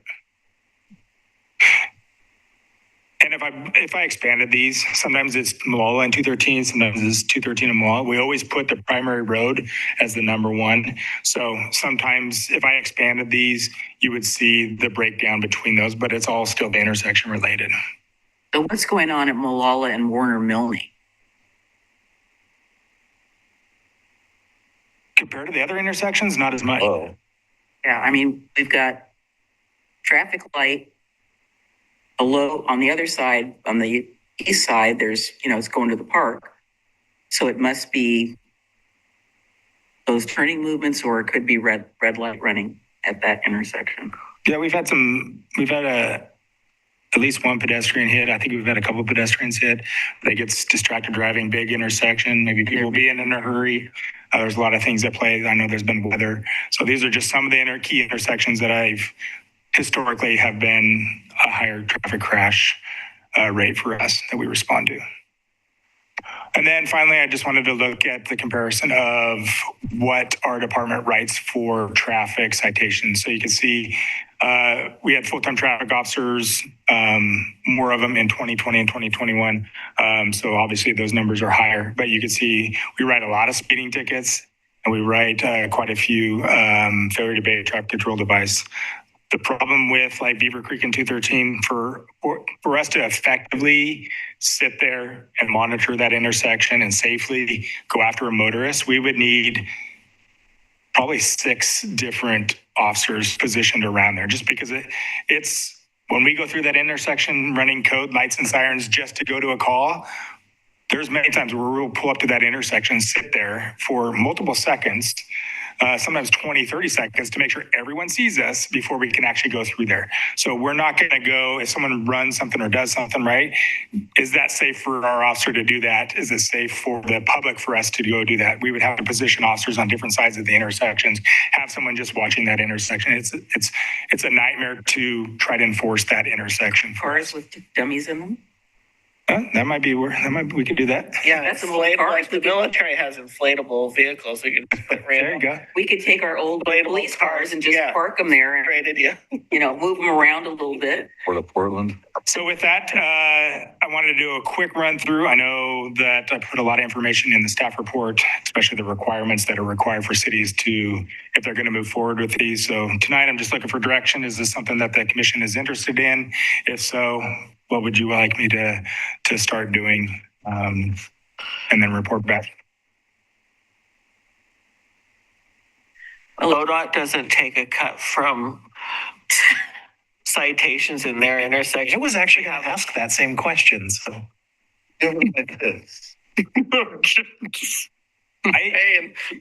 There are fees added on to. I don't know where all that money That goes. goes Right? different places There's different fees that go to with different any places. citation. Or And I don't know what those are. so they're getting Generally, there's different ways to do it. Sometimes you buy the equipment through the vendor. It's your equipment. It's very costly. Then they don't take as much cut if they do not, because they still have to monitor the traffic citations. The most common one is the third party vendor takes a percentage of whatever that citation is. I've heard 10%. I don't know what that exactly is. I haven't explored that, but those are different options that vendors are doing and to put these cameras out. And then just real quick. So if I go through and I get captured on camera running a red light, right? Yep. The vendor checks it first, Correct. right? Yep. And they'll kick some out because for whatever threshold wasn't met, right? Correct. And then it gets sent to us, which we have to have an officer review. Correct. Yeah. So it's not like it gets taken a picture and gets and it automatically. Yeah, there's it's checked, it's vetted. Yeah, there's put in there different things. The vendor will get the ticket, right? It's their equipment, everything's doing it. They check. They have access to DMV. They look to see if it's comparable to the driver. Did they meet the threshold? Were they in the intersection far enough? All these different thresholds. They do kick some out. They do all those things. They then send it to the police department. The police department has to review it. And so that by state law, it needs to be a traffic officer or, a police officer, or a lot of departments will hire retirees or civilian employees to look at those. But they just have to be trained and certified in that. And then they do the same type of thing. They make sure they get the video. They actually look at the video and make sure that there's an actual violation there. And then they sign the citation. That gets kicked back to the company. The company mails it out, and that has to be done within 10 days. So just talking to like Tigard, when they implemented theirs, I believe they hired 3 court staff to maintain the amount of tickets that are coming through there. They hired a traffic officer and a traffic sergeant to just as part of this program. So It was lucrative to a degree. and every department has hired staff to maintain, because if you can imagine, our courts is getting, say, 3,000 tickets a month or a year, whatever, and all of a sudden they have this big influx of 8,000 more, right? You need a staff to be able to handle that because you're going to have more people coming through the courts, that kind of stuff. So it's a very large process, but every city has hired more court staff and more police staff to handle these. can I ask, I think in this day and age, people are concerned about privacy. And so my question is, when it comes to, a third party company that's capturing the footage and it has, driver information and whatnot, how is that protected? How is that kept within the realm of like Oregon City Police? Does that make sense? Yeah, so DMV has very strict rules, right? To be able to get information and that kind of stuff. CGIS has very strict rules. So obviously there's going to be agreements in place. If someone violates those agreements and we learn of that, right, there's repercussions for that. But there's agreements in place that they're going to follow the rules, right? These companies are there to make sure that their equipment is operating properly, that people are actually getting ticketed that deserve a ticket and not. But can you stop someone? I can't say you can entirely, but there is agreements with DMV, that kind of stuff. So if they violated any of that stuff, those agreements would be gone. That company would no longer be in business. Yeah. I have a few comments. Thank you. So I've warmed up to the idea of doing something like this. I think for one, I like the idea of allowing our traffic officers to redeploy elsewhere, given the increased coverage if we were to go with the cameras. Two, the data you mentioned about who ends up paying for these in other communities, at least, the idea of getting the worst offenders who tend to be non-city residents paying into this gets to something that I've been interested in, which is making sure that the people who are using and also abusing our infrastructure, but don't live here and don't pay the taxes that maintain it, ought to be paying into the system. So this is one way to do that as well, if that trend were to uphold in our community. When it comes to what we would do with the money, I remember a couple of years ago when we were looking at traffic calming measures, and it was mentioned by the traffic engineer that there are cities who dedicate, if not all, a large portion of the revenue that comes in from these to pedestrian and street improvements. And I think that's something that I would want us to consider if we do move forward with this, is I would want to find dedicated projects that we could look at that would prevent people from running a red light in the first place. So looking at more RRFBs, looking at more of the bulb outs and the sidewalks, and knowing that we're going to be updating our TSP and having those hotspots for where kids are most likely to be walking to school would be a good resource for us to look at if we were to do that. So I wouldn't want it to, I recognize that there would be an additional administrative burden and that would have a translation to needing more staff in the department, but I would also want it to go toward some capital improvements that get to the root cause of the problem as well. Michael. Well, I mean, the numbers show that they work, and the numbers also show that we have a problem. So I definitely think it's worth pursuing. I would be more interested in the third-party vendor owning the equipment. I don't think we want to go down the road of a big investment in equipment, not knowing how it might turn out. Plus, if the third party is hanging their equipment there, they're going to make sure that it's in locations that are going to pay off, because they don't get paid unless the tickets are generated, right? So they'll help zero in on where the worst problems. I know we have the crash data, but their information would help as well. I would add that it would also their customer service, right? Like if they're not living up to our expectations and they're not working with us and they don't have the customer service that we need, right? Like we could then, if we didn't own the equipment and we were just using their equipment, there's other agencies and jurisdictions that have done this. Some have worked with every company out there. It's easier to switch once that agreement's done too. Scott? Yeah, like Commissioner Mitchell said, I think the numbers speak for themselves. And where I'm coming from is if the data shows that they make intersections safer, I mean, if these save even one life, I think it's worth it. Rocky? What were the 213, the two intersections that were discussed in the past? You said 213 and Beaver Creek and 9090 and 14th. Oh, 9090 and 14th. Okay.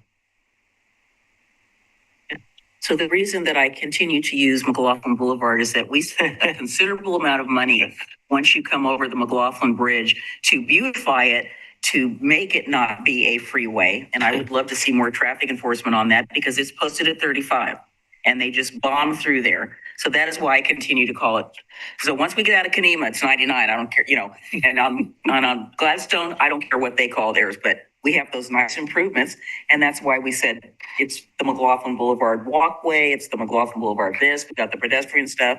So that's the reason why I continue to say McLaughlin Boulevard. It's fair. I can appreciate that. I also appreciate the history, but 9090 is quicker to say. Yeah, so I am in total support of us moving forward, looking into this, because I agree with you. It saves one life. I just, you know, the number one complaint that I hear, as we've all said, is people talk about the speeding. And again, like I said, I don't see it being primarily people who live here. It is people, as you've indicated, the transient drivers. And, you know, all they have to do is get one ticket like that. And I think that will start changing people's behaviors. I was a big advocate of the ban. And I've noticed that since Milwaukee doesn't have that ban sitting there anymore, that traffic is moving faster through that portion of McLaughlin Boulevard as it goes through city of Milwaukee. You need a lot of, like, say, Waze or Google and all that, the maps and Apple Maps, like they publicize where these are. So the general public knows, let you know where they are, and yet still people still, when I'm driving, these red lights or speed. My GPS will come on and say red light camera ahead. I mean, I know where they all are in Portland, so it's not. I know I'm not driving through them. So I think you've got your answer. All right. So the next steps is maybe look at a vendor or two to see if they can work with us to determine if these intersections would be viable intersections. Would you like me to come back at a work session once I have that answers for you guys? Sure. Okay. Is that okay? Come back. Okay. Perfect. Thank you. Thank you so much. We appreciate it. And next time we'll try to have a cake, or maybe you should have brought the cake. he should have brought the cake. It's his birthday. Do you know how birthdays work? You don't bring a cake to your own birthday. I don't think he brings the cake. Yeah, happy birthday. Get yourself a cake and a gift. He's going to Dairy Queen to get a blizzard right now. I don't know if Steve is treating Sean or Sean's treating Steve. So. Yeah, a twofer. 2 birthdays right there. Yeah. 2 birthdays. Yeah. We do have a cake in the back. Give it to you. Okay. Next Wednesday at 6:00, we'll have a work session on the street tree removal and damage fine review. Bringing that back. June work session, youth vaping and nicotine use and options to regulate the activity or sale.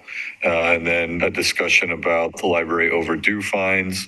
And then into July, American with Disabilities Act transition plan within the rights of ways and legislative affairs preparation. So that's what we have coming up over the next couple of months. Excitement. Any questions? Missing anything? Okay. For the project updates, I don't know, do y'all want me to go through them, or does anybody have any questions? No, or? you highlighted the most updated stuff in bold, and Okay. I think we've all read that unless somebody has questions. Okay. Very self-explanatory.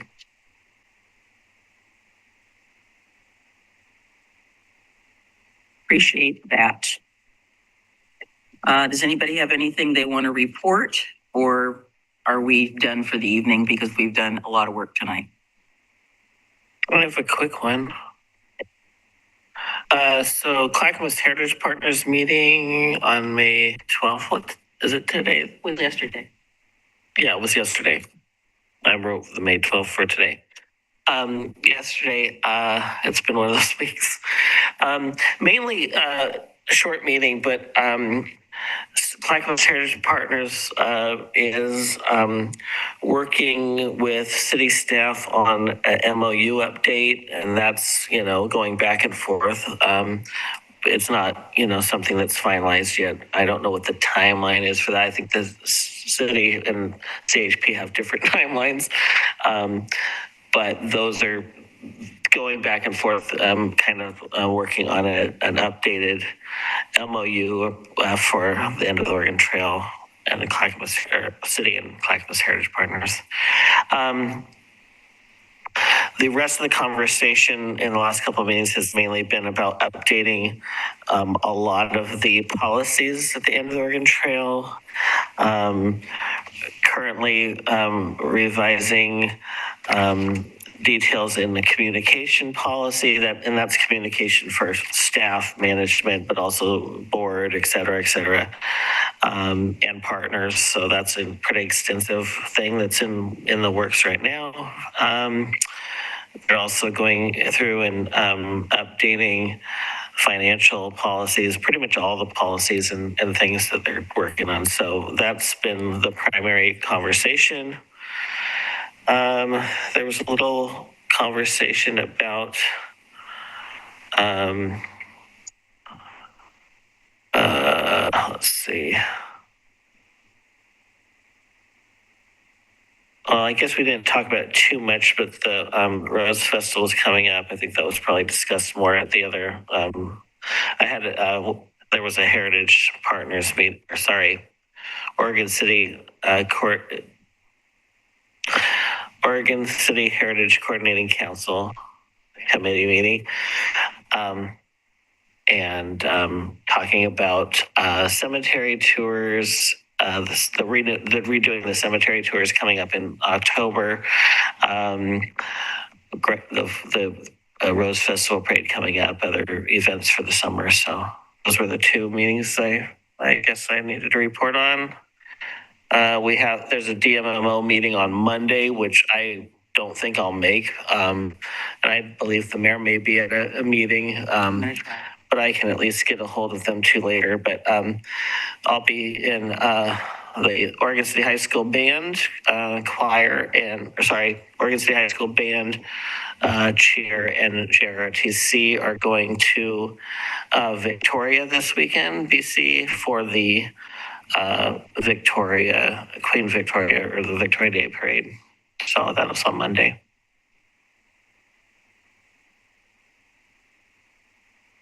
I could real quick. The Confederated Tribes of Grand Ronde Tribal Council approved the IGA for Block 2. We have the signed IGA, and the RFP for that actual work has been posted. So moving forward on that. And then just so you're aware, we've been in discussions with Chief Executive Parna over at South Fork. Obviously, everybody's, focusing on low snowpack, drought. Obviously, we pull our water from Clackamas River.